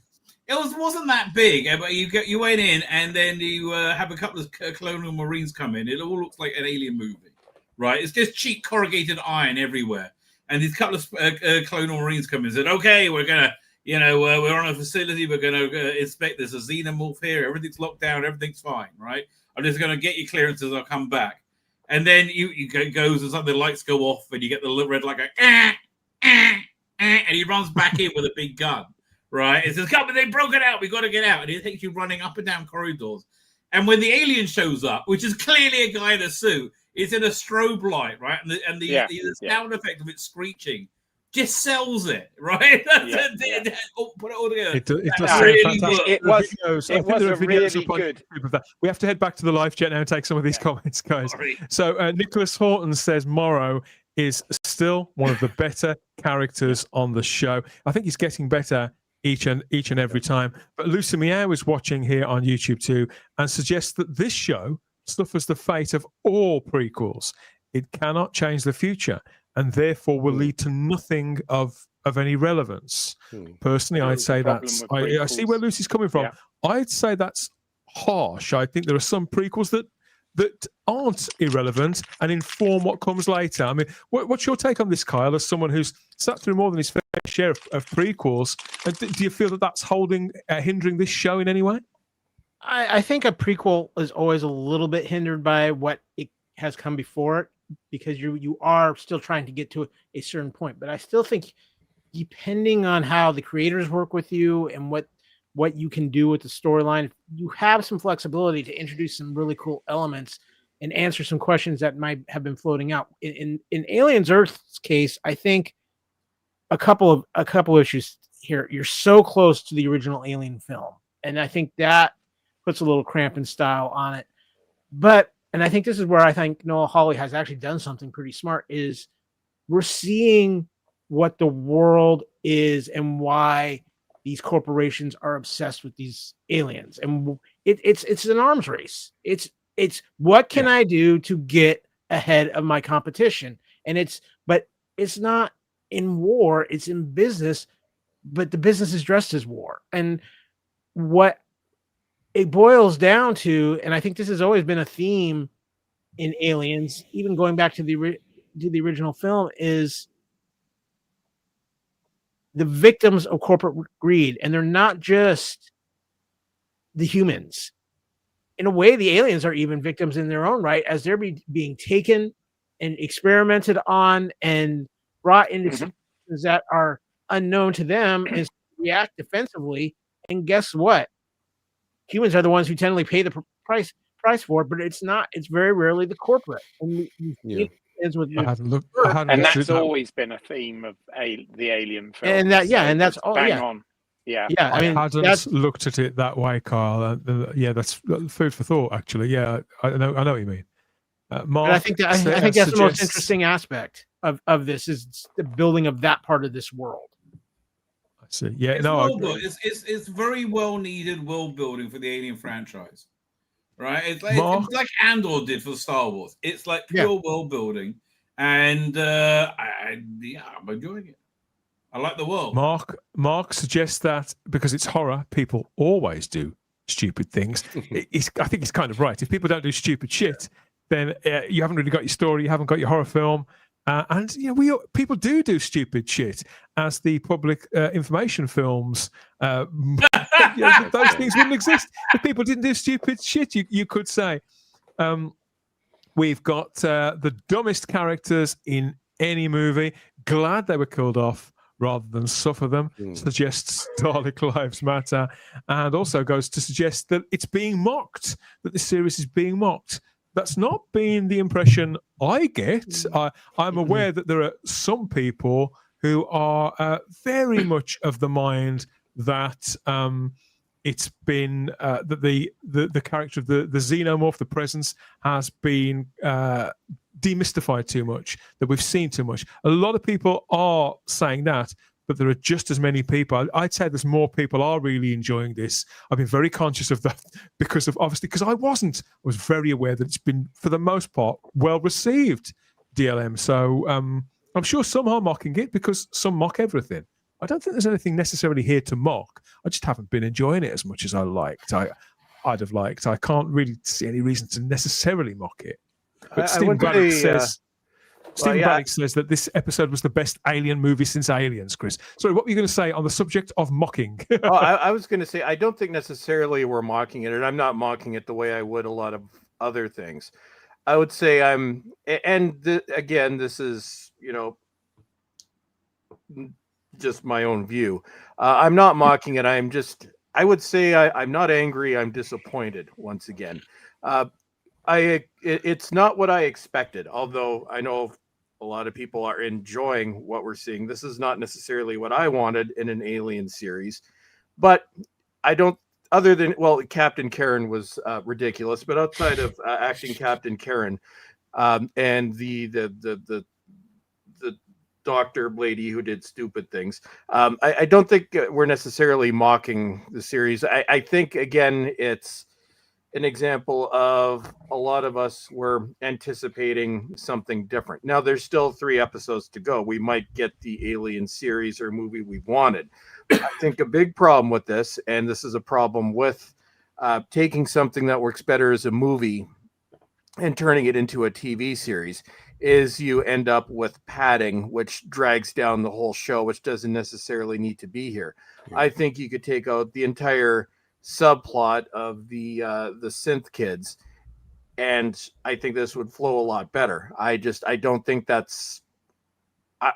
come to actually hate that subplot, and I'm not looking forward to going back to it. That's like the main plot. That's like the main. There's not a subplot. That is the main plot. I made a point about that. That's absolutely the main plot. DLM isn't really enjoying much of this. Thought the stuff with Morrow's daughter completely overshadowed the death pod scene, which is far more atmospheric. I can't. I don't feel that. Yeah, and just to clarify with Rabbi, it's the main plot. It doesn't need to be there. I want my aliens. You know what you want? This will be the perfect thing they should put out, right? They're not going to because they're not smart enough.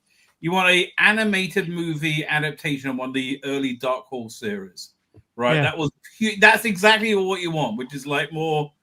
I want carnage. I want I know exactly what they should terrible things. I want chest bursting all over the place. I want people getting decapitated.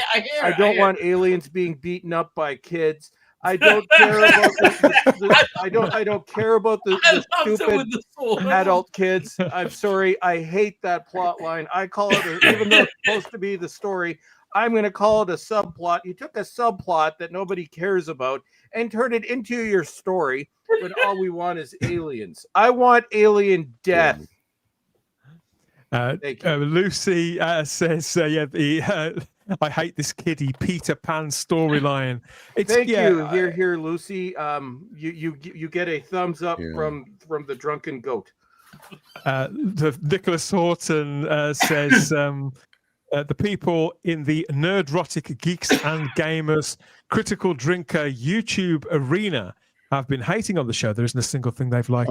Well, that's obviously I know.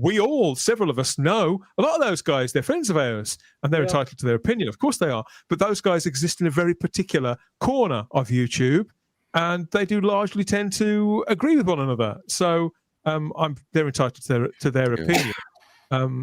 There's lots that I've liked about it, and plenty that I haven't. But to suggest that this is being universally mocked, it's simply not true. I wouldn't be authentic if I said that was true, and I would imagine certainly Gary is a friend of ours. I can't believe that he would say that either. Probably if he hasn't been enjoying it. I mean, I think the normie critical reaction. Oh, okay. I'll tell you what it is. Somebody in synagogue came up to me this morning and said, "Oh man, the alien eye fight was great." Right? I mean that's a normie talking to me, not like a. I think the normie perception is very positive. I think it's doing well in the ratings. I think it's probably going to get commissioned for a second and third season. Well, Rabbi, to that point, actually, that's the one thing I think should have been longer. When the eyeball was attacking the xenomorph, that was in about 5 seconds. No. This is like WWE. You have like the little 3-minute match that gets interrupted because later on you're going to have the full WrestleMania main event between the eyeball and the xenomorph. I guess so. Yeah, but I do like that. I'm not going to. Well, and I'm not going to spoil because I know that Dan doesn't watch coming attraction trailers, so I'm not going to spoil it. But I actually did start to get like a Predator vibe from that trailer. That's all I'll say about the. Cool. There's more. I could see them do that again. Yes, make it a Predator series and take it even further away from being my Alien Massacres the Earth TV show. The recent Predator stuff has been awesome. The one on Disney Plus, the Killer of Killers. It's actually and the animated one, Killer, excellent. Right, I'm really looking forward to the next movie they're putting out. They really know what they're doing with that series. I am really real quick question to all of you. Before they had the lame reveal of who the saboteur was, who did you guys think was going to be the saboteur? I thought it was somebody who smuggled themselves, that it was smuggled on the ship or something like that. Oh, you didn't think it was like one of the other characters? I thought it was going to be Captain Karen because she was just so irritating. Oh, I thought it was going to be the old. I thought it was going to be the old engineer guy. They were setting up Teng to be kind of, all right, that was a bit of misdirection, wasn't it? Yeah. I honestly hadn't got the faintest idea. We are out of time for this time, though. Sadly, anything could happen. More broad strokes. Hard sci-fi reaches back to the past, to the distinguished past of cinema.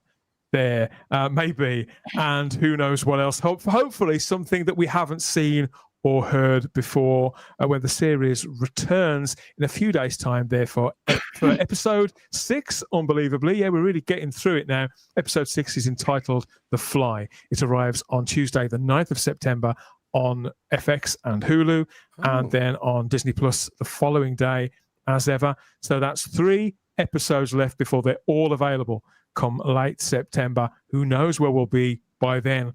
Will we be able to look back on the entire run and feel very differently about the whole journey? And how will this affect our view of the broader Alien saga, those films that we've all grown up on, and the events of other prequels and various projects that are happening to the parallel of this? Only one way to find out. That's to stick around and continue with us on this big Alien watch. Jaws. Jaws is the game where you try to fish out what's in the jaws of the great white shark. I'm going for the camera. Made it. careful, because if you remove the wrong piece, the jaws will get you. And you're out. Jaws, it's you against the great white shark and each other from Ideal.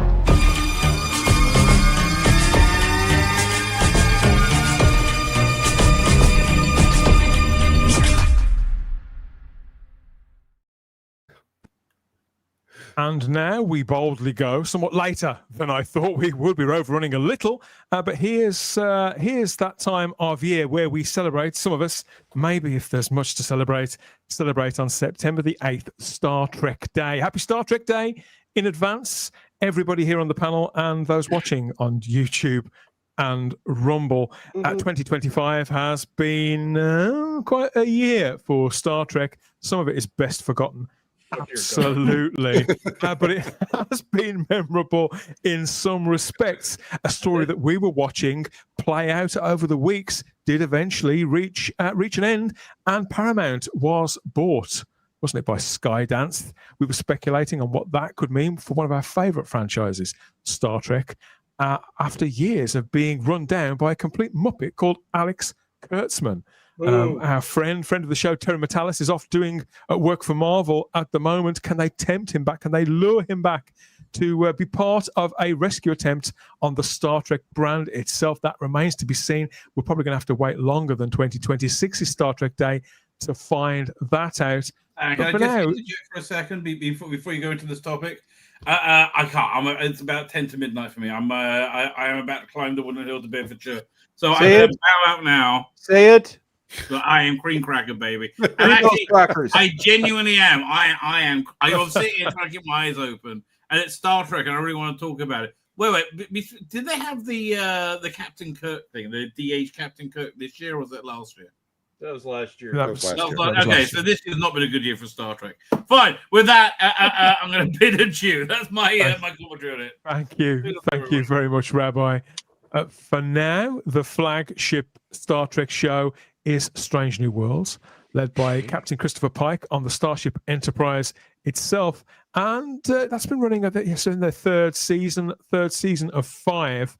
They do have the Starfleet Academy show to premiere, I think, early next year. That's coming. There's not much hope being held out for that.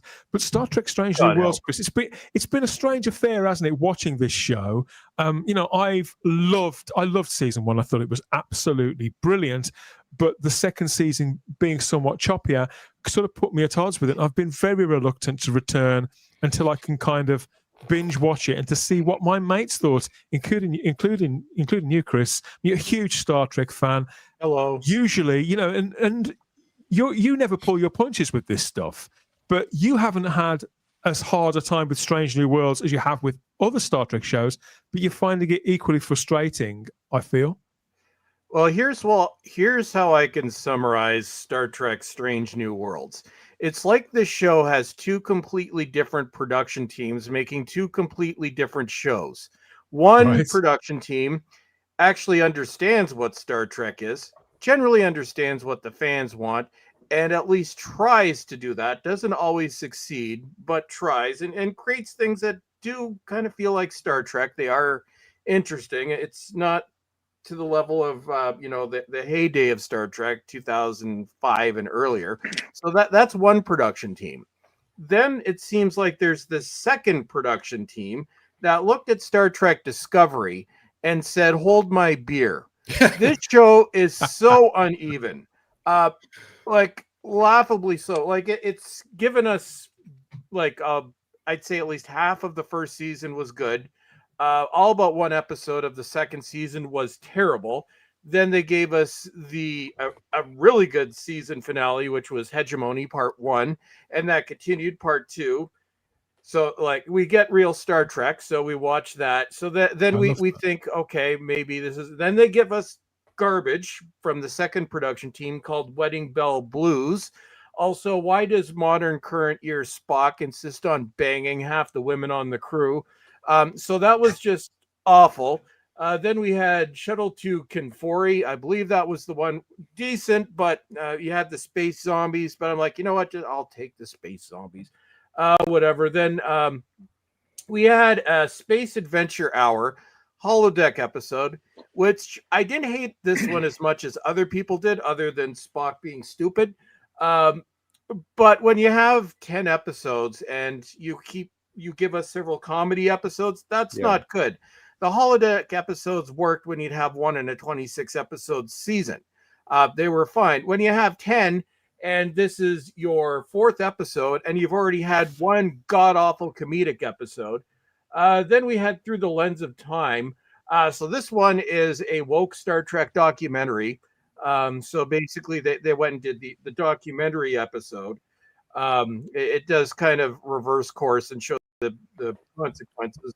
When you say documentary episode, do you mean sort of documentary style, shot in the way that The Office was and things like that? Yes, exactly like that. I see. Then what was the other one? The Selid Who Ate Its Tail. I can't even remember what happened in this one. Oh, this was, I can. Don't get me started. Oh wait! Oh no, that's the scaven, the Farragut, stupid. Yeah, okay. So we have stupid. Then we have What is Starfleet?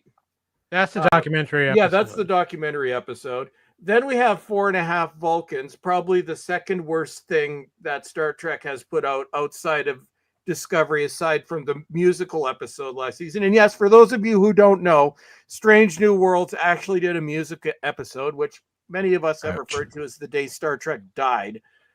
So yeah, that tops anything that Discovery did, although I don't know, I stopped watching Discovery 3 episodes into season 3, and you could not pay me enough to make me sit through another 15 minutes of that crap. And then so they have crap. And then this week's episode was actually very good. Probably one of the best shows Strange New Worlds has done, which is real Star Trek.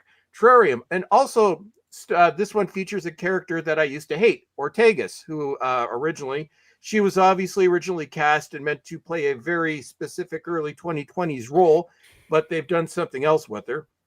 But this episode is it's a mix of 2 original series episodes and 2 Next Generation episodes. So basically it's a mixture of Galileo 7 and Arena.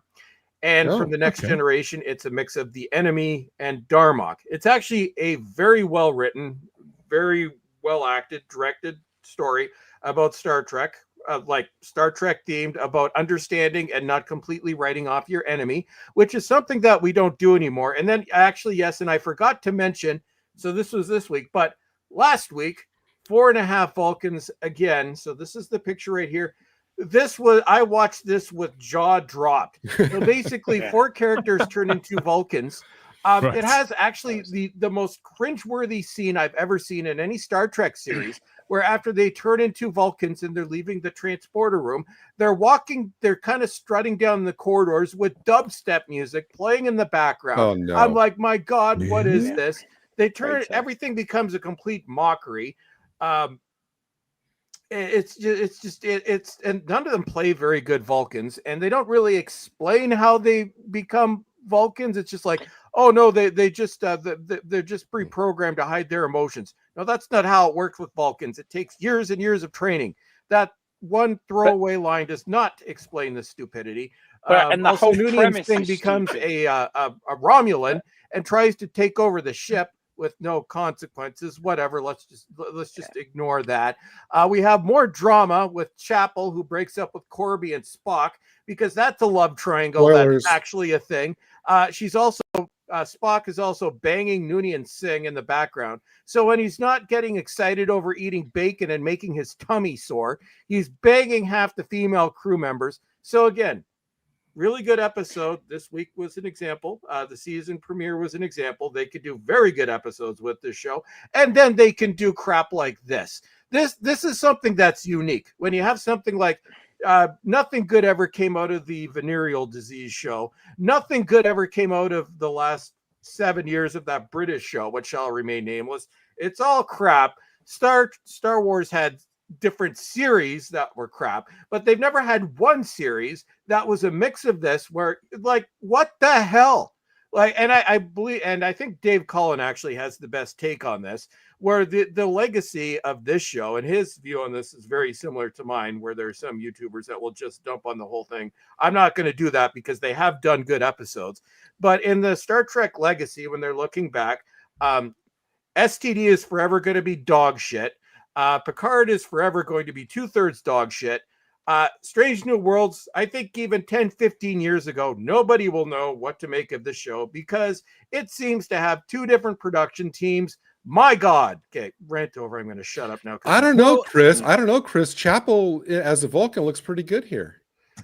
No. I mean, the thing that I enjoyed, the the thing that whole I enjoyed, premise- the thing that I enjoyed the initial season, the reason I enjoyed the initial season was because it was audacious, energetic, and it was mostly fun. And generally speaking, I felt the cast was nicely balanced. However, when I look back, it doesn't have that timeless appeal, that timeless flavor that I do feel the Star Trek show created in the 60s and the ones that were created in the 80s and 90s did. I feel we're looking at something that's very, very now, very, very modern. That doesn't necessarily make it a bad show, Keith, but it does make it a different breed. And when you're doing things which are postmodern, which are in run with current trends, which Star Trek shows never did run. They were trend setters, or they were ground breakers, more to the point, running with the herd and just doing a musical episode because everybody else is doing one. It wouldn't do that. None of the shows would do those things. They'd be the ones that would bring forth the creative ideas or simply achieve excellence in their identity, telling their kind of stories. And that's the big difference that I think Chris is sort of circling there. What are your thoughts? Yeah, I mean, I'm on the same boat as Chris. Really, is I don't know about Strange New Worlds. It's more Strange New Episodes. It's bizarre. It's turned into like a sort of soap opera comedy.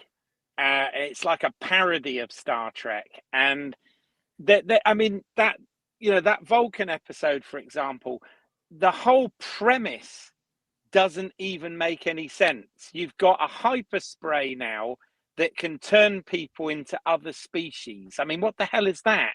And instead of dealing with any of the philosophical implications of that, instead they played everything for jokes. It was just jokes. And it's cringe. It's unbelievably cringe. I blame Joss Whedon 25 years ago, having success with Buffy the Vampire Slayer, and we're still. Well, that's because Dan, that's because that. Joss Whedon could do that. Because say what you will about the man, he had a talent for writing that type of humor. I think he's the only writer that can actually pull it off. For 25 years, almost 30 now, everybody's been trying to imitate that style of writing and doing it terribly. Yeah, I mean, just seriously, I liked season 1. Season 2 was very mixed, and the same with this. I mean, I agree with Chris. The episode that we've just had, although nothing new, it's basically Enemy Mine, right? Yeah. But because this is the thing, you've only got really Ortegas, Lan, and Una are the only 3 characters that we don't know where they're going to end up in 5 years. Yeah. So they're the only ones that you can use to build any real tension. But that even being the case is I didn't never once at any point feel that Ortegas was in real trouble and that she was, in any real danger, because it just, I don't know, just the way this is done, the tone, everything, it totally seems to lost direction for me. And with a blatant disregard to any continuity, we've got the most ridiculous things happening that contradict what's going to come in the original series. That's and it's just like a comedy parody now. And more episodes. Again, as Chris's point, when you had 26 episodes in a season, you could afford to throw in a few curveballs and comedies and odd ones. But we've got 10 episodes, and more than half of them have been stupid so far. And it's just like, what are you doing? It's such a shame because it started with such potential. That first season was awesome, and this is just, it's hard to watch. It's like, for me, it's like the polar opposite of Alien Earth. Whereas Alien Earth is trying to, deal with philosophical reasons about what they're doing is right.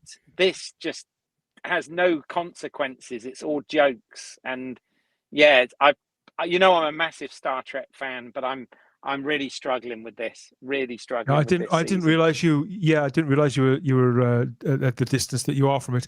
Obviously, Carl, you're one of the hosts of the Union Federation podcast on the Fandom Podcast Network, reviewing all of this stuff on a practically a weekly basis. But what do you feel about the things that Chris and Keith and Gary have said? Are they on the money for you, or have you got a different take? I think especially in this season, they're very much on the money. The problem with this season has been for a 10-episode season, you've had basically 3 throwaway comedy episodes. And don't get me wrong, you've got to have your fun Star Trek episodes. The Holodeck episode, I got to give credit to Paul Wesley for playing one of the greatest over-the-top William Shatner impersonations I've seen in a while. That was absolutely wonderful. And this show is doing some things I'm finding intriguing as far as how it's starting to set up the connections between Kirk and his crew through this show and its lore. Oh, I love the cast of the show. The cast of the show is so much fun. They're great at conventions. They really truly love being part of the show. Anson Mount as Pike is one of my favorite captains in Star Trek. But this show, it's frustrating because we know how good the show can be. Even this season, there's been at least 3 episodes that have just been blown my mind, been phenomenal. And yet it feels like, because we're in this new era of Trek, we can take all these little chances and really kind of get off topic and just try these things and have fun. And again, I have no problem with that every once in a while, but not in an era when you only get 10 episodes a season. It's a waste, and it's a waste of some incredibly talented actors. And all that being said, I will attest that Strange New World, in my opinion, is the best of this current era of Star Trek. It is. And it's not. It's really not even close. As well. Yeah, it's not even close. Now, don't get me wrong. I actually surprisingly enjoyed Lower Decks. It grew on me. I had fun with it, but it was what it was, and it didn't apologize for it. I even enjoyed the Lower Decks crossover episode in season 2 of Strange New Worlds. My problem with this season, and I think more than anything, is we've got this phenomenal cast, yet they keep bringing characters in from the outside, taking away from the cast. We haven't had one good episode with Rebecca Romaine, other than a couple of fun little comedy moments, but no like Una-centric episodes since season 1, and it's incredibly frustrating. Even the episode we're talking about this week that was phenomenal. I watched it before we came to this podcast. The storyline with Ortegas that was set up in episode 1 doesn't get addressed until episode 9 of a 10-episode season. Come on now, that's ridiculous, especially with what they teased it with. And this is the frustration of modern Trek. There's some great ideas. There's some great execution. I'm not a huge Discovery fan, but I'll say this the same I would about Strange New World. That cast is great ambassadors for Trek. They are constantly at all the conventions. They are great with the fans. And that's something I will give them credit for. Sonequa Martin Green especially is great with the fans. But Alex Kurtzman and the writing team sometimes just can't seem to get out of their own way of wanting to do something a little outside the box or have a little fun, something a little funny, instead of just making Trek what Trek should be. And even though Strange New Worlds is the closest, and I won't tell again, I've enjoyed it for the most part, but when Strange New Worlds is good, it's really good. But when it goes off the rails, it goes way off. Dear God. Well, seeing that breakdown was of the episodes, Gary, when they announced what was coming, and they said, we're going to do this. There's going to be the initial picture. I think the very first image that they shown for season 3 was the one that Chris was venting about there, the 4 Vulcans thing. And I saw that image and I thought, just no. I immediately reacted negatively. And this is a series that I haven't hated. I thought, I know what the tone is going to be. I'm going to find that objectionable. And I thought, just don't get on board with this. Don't invest in this. More to the point, don't look forward to this. I told myself, wait and see what people have got to say. Dan, I can give this to you in one summation about that episode. Patton Oswalt is a comedy guest in that episode. Oh God, I forgot about that. Although he's a Vulcan named Dave. Yep, and Right, they've got a okay. comedy scene at the Even end, that's which annoying. might be the worst scene in Star Trek. But I think it's one thing that I cringe. had to point out in one thing that I did like this season, and I forgot to mention in the episode "The Celibate Who Ate Its Tail," we actually get the first scene of Kirk being a captain, which I actually kind of like. It takes place that was on the phenomenal. Farragut. I like that. It's Kirk, it's Spock, it's Scotty, and Uhura. You know, the crew that will eventually become the Enterprise crew, basically on a completely different ship. And I like the way they how all of them actually completely doubt Kirk in the beginning, which some people said, well, no, that's not Kirk. I'm like, well, this isn't the Kirk we know. This makes sense. Yeah. This is several years before he becomes okay. captain. He Do you actually feel hasn't been captain yet. Chris, do you feel then that Paul Wesley is growing into this role, or that they're writing it, tailoring it to him nicely? Because I couldn't remotely Yes believe and it was no. the same character in season 2. Yes and no. And again, that's part of the inconsistency with this show. Sometimes it seems like he's playing a completely different character, but especially in the episode with the Farragut, I think you can see glimpses of Kirk.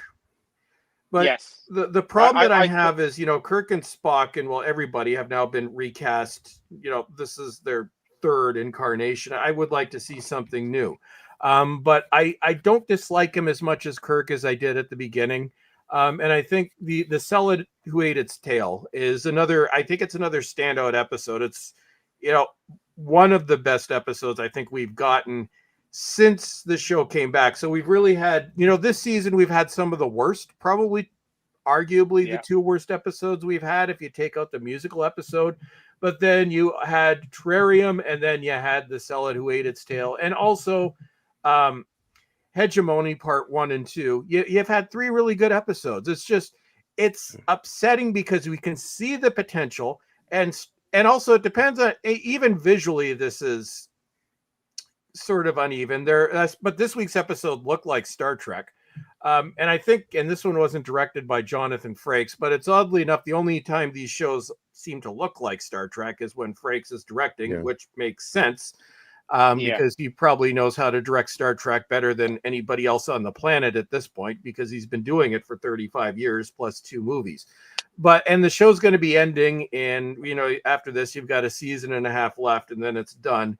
It's just, this is wasted potential. I think had you never brought back Picard, or maybe just give us 1 season, if you had given us this instead of Discovery back in 2017, without the bad episodes, you never would have had an issue with Star Trek. It would be up there. It wouldn't be on the list of shows that have been destroyed. But I think Star Trek can still 8 be years saved on.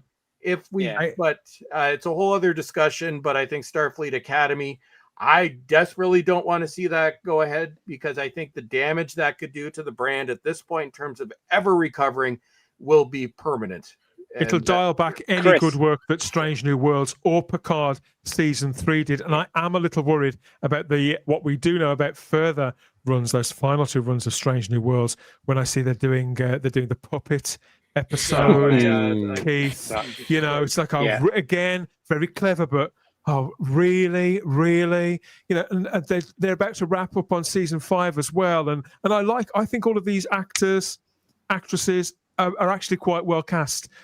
I want to like it. I want to be excited about it. I want to be the guy who's watching it with you week in, week out, and kind of counting the days. But I daren't allow myself to, Keith. And what's I mean, Gary, how about you? I mean, are you actually watching this? Or well, I'm actually really behind on Strange New Worlds, but I do want to kind of respond to the great points that you guys have been making.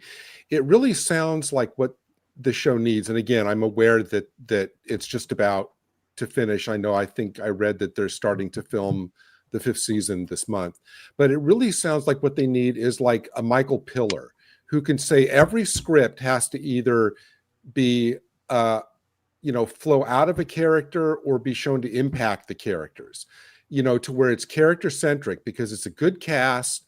And whoever made the point about the bringing in too many guest characters and not focusing enough on this family of characters, that's like a big mistake.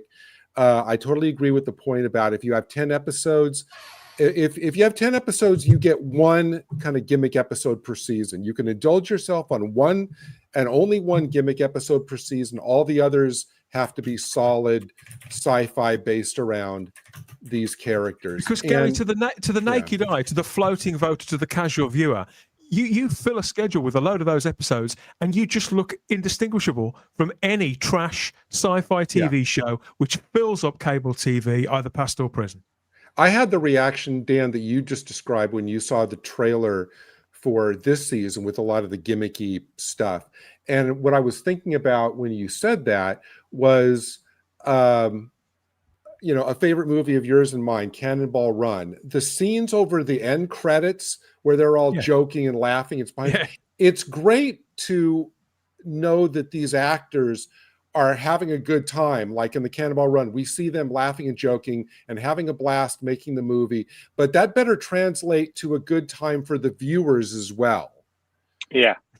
You know what I mean when I say that? That's a really good point. Yeah. But look at these smiles. Gosh, she's gorgeous, isn't she? The girl who plays Uhura. But look at those. You can tell they're having a great time making this show. Yeah. And I do think, just like we talked about Alien, I think the production values are very, very high on this. I don't begrudge them a good time, but keep your mind on the task and make a consistent show. Everybody's mentioned this. Just 10 episodes every 2 years. It's not much. Come on. Yeah. No, it's a real shame, and just silly things like hyper sprays that can change, the species and stuff. Just that's so stupid in itself, without all the other nonsense. It's just crazy. And by the way, nothing against the actor, but one thing that bothers me, and I wonder whether it bothers the other guys, is even though I really like the actor playing Scotty, my problem is he's way too young. Scotty is supposed to be older than Kirk by some years, by about, a decade or whatever, older than Kirk. But this guy is really young and is definitely younger than Kirk. And I have a real problem with that because it doesn't seem right. Is that just me being... I haven't seen him yet, so I don't think. Well, Keith, bear in mind, in next season, the Scotty will get a hypo spray that ages him 10 years, and so everything will be fine.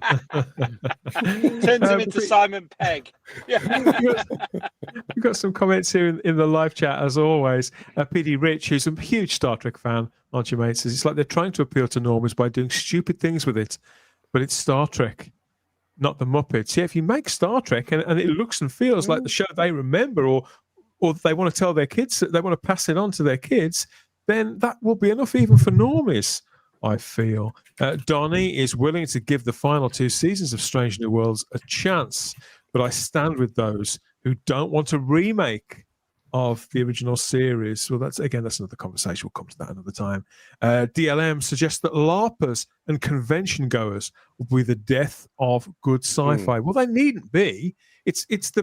You can't blame them. You have to blame the people who respond to that incorrectly, who read those rooms, who read those convention halls incorrectly, and fool themselves that is the sum total of their target market, because that's what the problem is. It's not people have been dressing up since the 70s. That's not the problem. It's the people who are reading the rooms.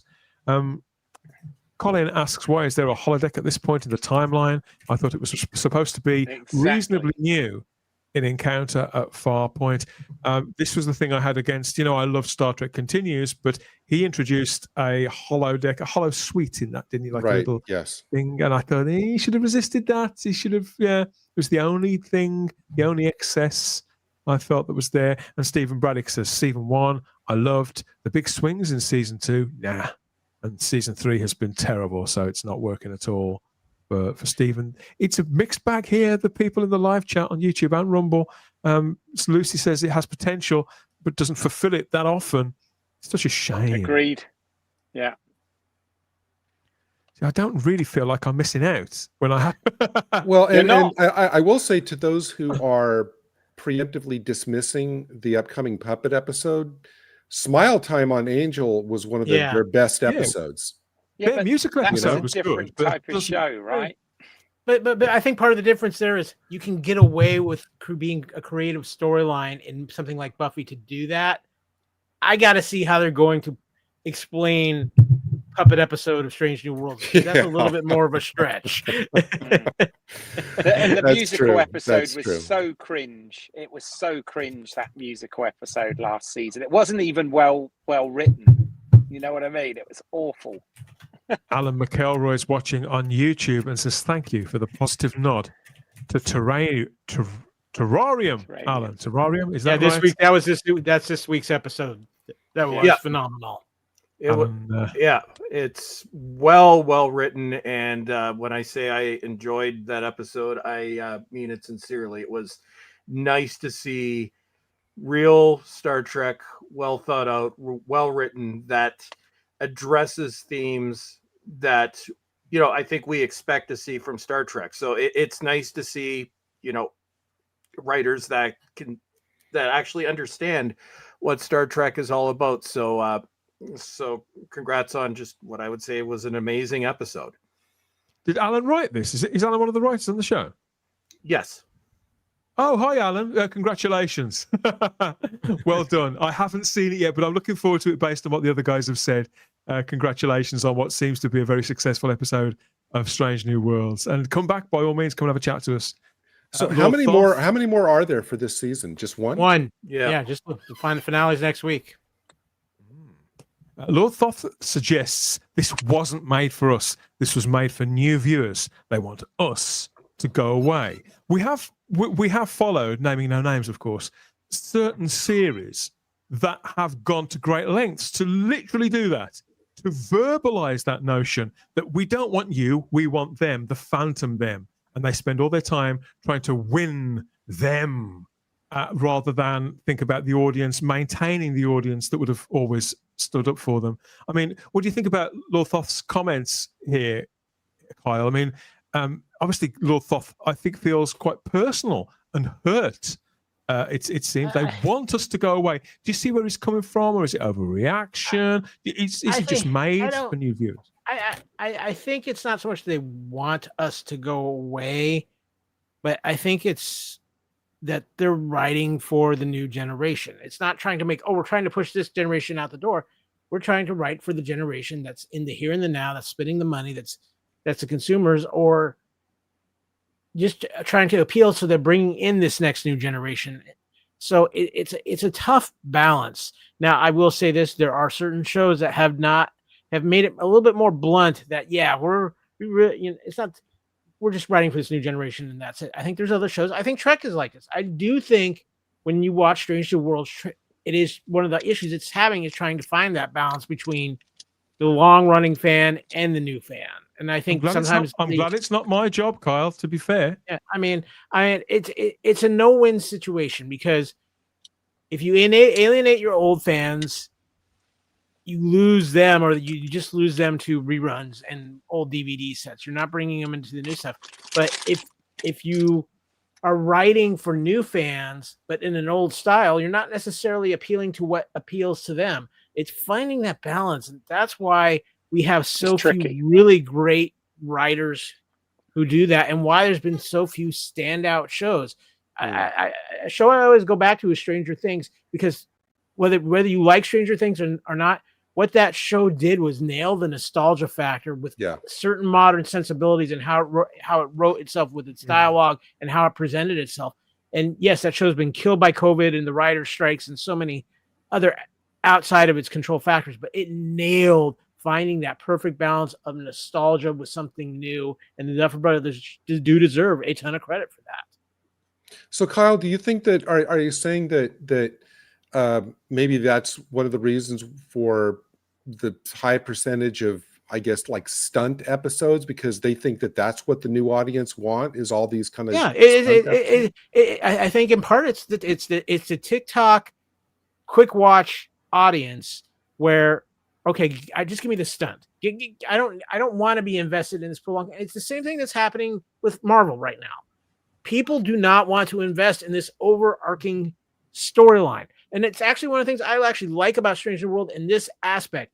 It is written like Star Trek used to be written, a weekly television series. Yeah. And that's what I really loved about it, especially out of the gate. Now, is that they are taking the Sun episodes to a whole new level, because I think they are trying to match what the modern generation is looking for on their TikTok, on their on YouTube, on whatever video streaming thing they want, they watch. And I think again, it's trying to find the balance. Heck, it's starting to invade even sports. There was an NFL game last night, first broadcast worldwide on YouTube.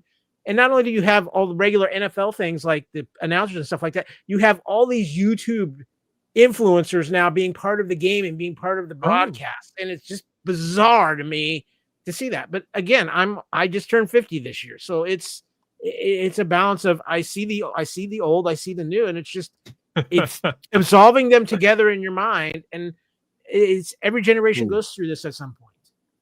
Yeah, you could say that that's always going to be a perennial problem when you're managing a brand like Star Trek to any real degree.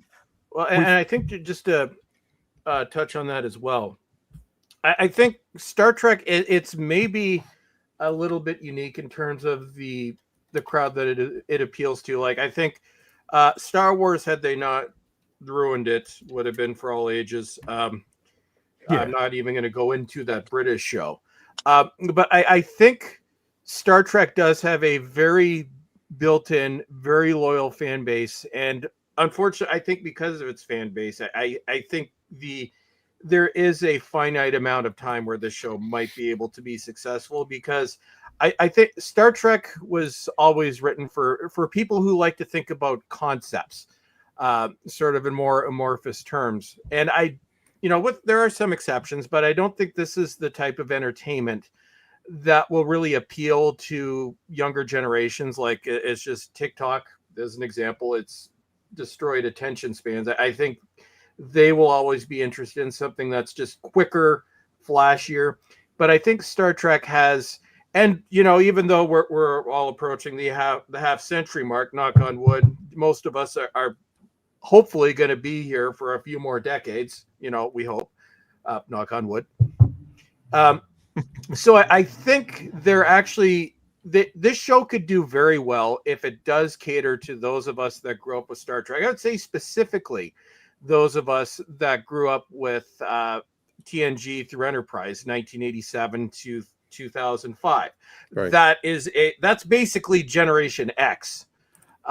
There's a lot of people there that you could bring back.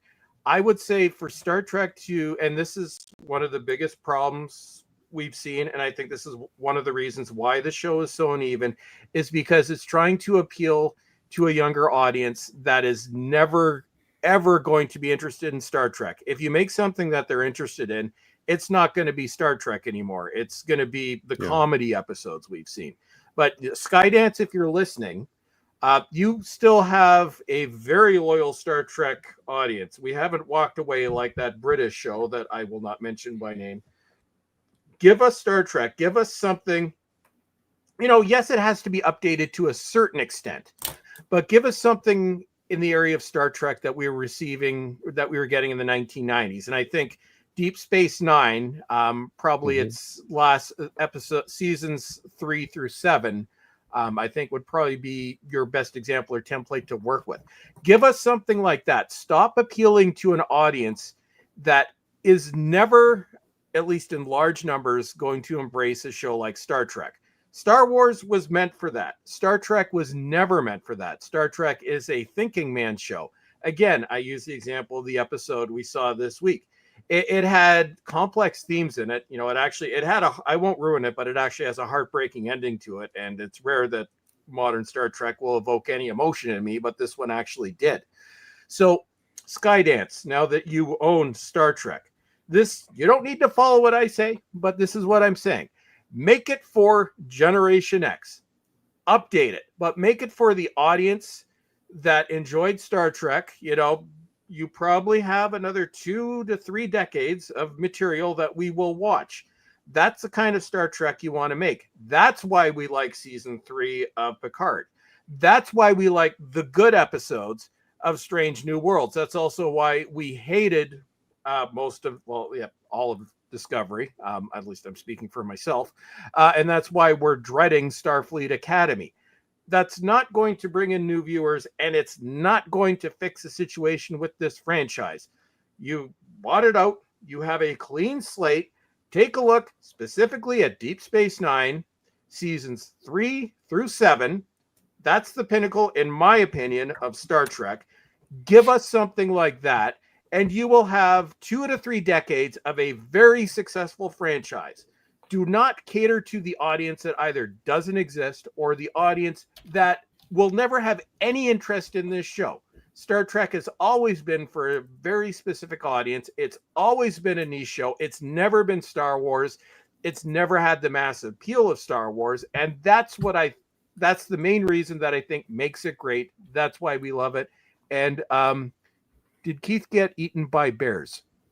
I did. I've got him. They finally got him. Hopefully, Keith will beam back aboard before we wrap up. We've got a comment here from John Mosby as well, the esteemed journalist, what's up, John, and educator John Mosby here in the live chat on YouTube, and he suggests that the problem isn't having stunt or gimmick episodes. All shows have them. It depends on what you want from them. The problem is when you have a high ratio of them in an 8 to 10 episode season. Right. So and he's 100% right. I mean, that's the problem so far. I think with this season of Strange New Worlds, almost half your episodes feel like they're a little bit of a gimmick episode. So one of them was really fun, the other one's not so much. And I just want to say this too: if I want puppets in my sci-fi television, just give me Farscape, please. Or what was that? What's the show that was done with puppets? Thunderbirds, I think.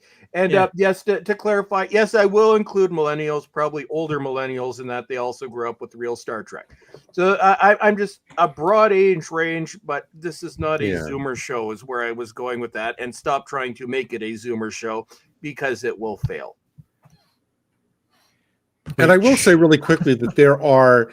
I mean, just to append Chris's outstanding summary of all that has been great, all that has been great in Star Trek. I do want to say, being a total Deep Space Nine lover, that yes, there's a lot of great material in the first 2 seasons of Deep Space Nine. I mean, Duet is probably one of the best Star Trek episodes ever made from the first season, and then the second season began with the great trilogy, The Circle, and everything. So there are a lot of great episodes still in those first 2 seasons, but every classic Star Trek season has always had a kind of a learning curve. Yeah, some more than others, and some never got better. But I think the big thing with season 3 is. And the Next Generation also got good in season 3. I've never been a fan of Voyager. I think it never found its footing, but that's just my opinion. But Deep Space Nine, I think it's the best example of a show that it was. The first season had a lot of terrible episodes, but it did have some great episodes. The second season was 50-50 between great episodes and mediocre. But as soon as they start the Dominion War, or the Dominion arc in season 3, you have that first 2-part episode, The Search. It's like suddenly it just hits the ground running and continues that. I don't think I've seen any show, I think even other than maybe Breaking Bad, that's had a 5 season. Like from seasons 3 to 7, there are maybe a handful of bad episodes. And I don't think there are really any in season 6 and 7. I agree. So that's what you need. Like that's the problem with Star Trek right now and with Strange New Worlds is consistency. That's why I use the example of Deep Space Nine, because that's the best example we have of consistently good storytelling that went on for 5 years. And I really hope Keith didn't get eaten by a bear. Do they have bears over there? I'm a big DS9 fan. I'm excited for the future of where Star Trek could possibly go, particularly if there is a changing of the guard. It seems like there are talented people still working on that show, or have found that show, or the show has found them, roped them in. A change is as good as the rest all the time. Let's hope that we'll be singing a different tune in a couple of years' time with this. For now, yes, Star Trek Strange New Worlds Season 3 concludes this week. I think it's the season finale coming up this week, isn't it? Yes, it is. Yes. One more left, Keith. Keith is back. He's still in one piece. He's alive. Keith, we were worried a bear got you. You okay, dude? No, sorry. Sorry, my battery died on the other device, so got him in the end. Well, not in the end, but it got him. So yes, Star Trek: Strange New Worlds seasons 4 and 5 coming, maybe one a year. I don't know how they're going to space those out. Obviously, the idea would be to have a sort of seamless branch over into whatever's coming next. We'll have to wait and see, won't we? Happy Star Trek Day for the 8th.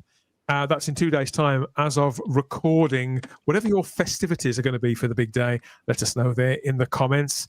Join us over on Facebook maybe and share some pictures on the Spacebook Facebook page. And yeah, we'd love to know, what are your hopes for the future of Star Trek?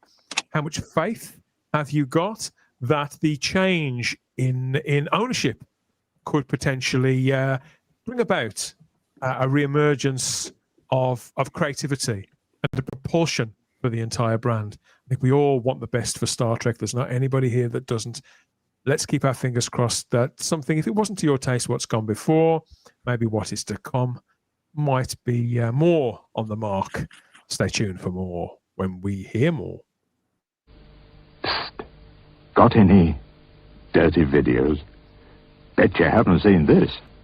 The Scotch Video Head Cleaner. It cleans up dirty pictures caused by dirty video recording heads. Oh, glory. Look at that bone structure.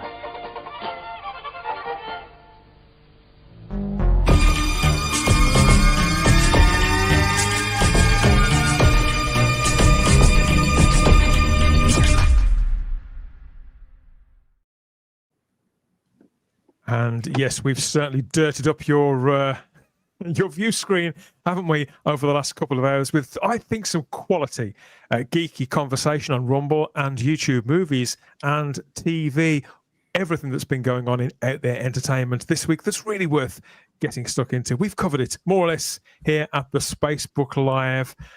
Yes, we more playtime next week as ever. But guys, what a great show. Thank you so much for coming on and for persevering, especially there, Keith, for keeping your space opera fully inflated for the duration as best you could. Yes, indeed. Thank you for having me. You look like you got a part in a Pet Shop Boys video now. You've got all demonic. I just realized. Wait. Is that the Blair Witch behind you? Oh, don't even joke. Don't even joke. I just realized it's kind of like the red alert in Star Trek Wrath of Khan. That's right. When the Reliant attacks or whatever. That's right. But yeah. And it's been fun. And I'm glad we sort of share views. I just want Star Trek to be great all the time. And I know that's hard to achieve. But you know, I'm optimistic. I'll say that. You are a pretty optimistic kind of guy, though, aren't you? Generally speaking, you're a bit of a ray of sunshine for the most part. I try to be, although you know, as I said, I have been wound up by a lot of things this season with it. So there you go. Well, thanks for joining us from the depths of the New Forest. You said you were the New Forest, yes. Oh. So yes, have a great time. Let us know how you get on. And maybe let us know what you think of the finale to Strange New Worlds at a later date. And of course, we'd love your views, further views too, on Alien Earth as that series plays out. And we'll be doing some sort of summaries. We've got other content planned that's sort of alien themed as well. So you'll be more than welcome to come and join us for that. Obviously, thank you to the Rabbi from Another Planet out there as well. He's on YouTube and all over social medias. You can probably hear the noise from here. Go and find Sfila Betkin, the Rabbi from Another Planet, on YouTube and Rumble with his daily live streams and rambunctious content to challenging conversations. He pulls no punches, but there's always plenty of laughs to be had with the Rabbi from Another Planet over on YouTube and Rumble. So go and check him out there. And who else? So yes, Kyle, thank you again for battling through with us. It's great to catch up with you about this show because we've been talking about it a little, haven't we, over the week? But you saw it a couple of days ago. So I was like, no spoilers. But I finally caught up in time, and it was great to reconnect with you and to go through it as well. So thank you. Yeah, it's always fun to be here on the Spacebook and talking with all the craziness that goes around here. Dan warned me. I didn't listen, and I still came, and I've had a good time talking all this Alien Earth. Real quick, too, I do want to shout out something that we're doing very fun on the Fandom Podcast Network. Please do. There is a there is a movie out right now, and it's getting a limited run in the U.S. It's part of Fathom Events called Primeval War, and Primitive War. I'm sorry, and I'm having a day here, but yes, it is Primitive War, directed by Luke Spark. It is a phenomenal film that he made on probably between a $7 to $10 million budget. Wow. That outside of a couple of scenes can give Jurassic Park a run for its money. Wow. The basis of it's Vietnam. It's based off of a novel. It's Vietnam. This Green Beret unit gets lost. It turns out they didn't get lost; they got eaten, and that there has been an experiment that's gone wrong, and dinosaurs are in the Vietnam jungle, and it's about this team that was looking for the team that got lost and find out what's going on. It is a phenomenal film. Trisha Helfer is in it. Jeremy Piven is in it. Like I said, directed by Luke Spark. He did a great movie on Hulu called Bring Him to Me. You can find it on Hulu for free. It's an excellent movie. It has Sam Neill in it. But if you're looking for just a fun movie experience, and you want to know more about this, we were able to actually interview Luke Spark for the Fandom Podcast Network. We have a great show up about that. But if you just want a fun movie experience and a movie experience that feels like I've just been at the movies and I just had a great time without having all the hoopla around or anything like it. If you have a Fathom event near you, or if it's in the limited release run that it's on right now, go find this movie and check it out. It is a lot of fun. It is a massive labor of love, but for a low budget film, it holds up just as well as Godzilla -1 did, as far as we're talking low budget effects. It looks great when you sent me the trailer of it, and I thought it looked really, really fun. But yeah, again, too, I'll be back for some more Alien Earth too. We've been having a lot of fun doing this with Dan, and I've had a great time with you guys too. I will try to avoid any strange-looking eyeballs between now and next time. Very wise. Yes. Very wise. Before we fly off, what's going on with Chris, the mighty Bolstrek? Or should I say, what's going on with Frank? I mean, how is he? Yes. So as you remember last week, so this was an image that was sent from some investigators that are looking into Frank. So this picture was taken early in the evening of December 31st. So as you remember, Frank, this was the beginning of a bit of a bender, and then Frank ended up doing some very bad things, got sent to prison, and then apparently got kidnapped from prison. And we saw the picture of Frank in a dress, and then apparently he'd been beat up. Frank has now officially been declared missing. Nobody knows where Frank is. We're going to start a GoFundMe to help find Frank and see if we can, we're looking for sightings of Frank. Where's Frank? I asked Professor Dinkles. He doesn't care. He's written off Frank as a loser, so Professor Dinkles isn't going to help. So pray for Frank. Where is Frank? Somebody send us images that you think may be of Frank, and we'll see if we can find him. But let this be a lesson, everyone. Control yourself, because if you look at the picture of that innocent goat that was just up there, do you think Frank at that point knew the terrible things he was going to do later on that evening after he got into the crank? Probably not. So so we'll look for Frank and see if we can get any updates. So yes, pray for Frank. Join Frank's GoFundMe to donate to the Find Frank cause. Well, yeah, thoughts and prayers as always with Frank, aren't they, Gary? I mean, that's all we can do at the moment. I know there are nights that I lose sleep about it, wondering how he's doing. So yeah, I always value the effort. Thank you for battling through anyway, Gary, and making it to the show. I'm just glad that you guys are still talking to me after my less than completely rapturous review of this week's episode. But I agree with you. And as far as Star Trek goes, thanks to my mom, I've been a fan since I was, in diapers, and I've still got, as far as Trek goes, I've still got faith of the heart. Hey. Like hey. Fantastic. Enterprise is awesome. That's right. And I'm actually glad. I've got to say that I'm always overjoyed when I can stream with my friend Keith. But tonight I felt like you know, I've been watching like a William Castle movie where he's just the floating head, you know, on the black background. Are we sure it's not something M. Night Shyamalan? There's a twist coming that we don't know about yet. He needs to put on his villain performance. This would be perfect. The twist, believe it or not, is that we're back for more of this next week out there somewhere soon-ish, and we'll see you then or in the comments. Thank you everybody for joining in on YouTube and Rumble. See you next time. Bye. Bye. Bye. Bye.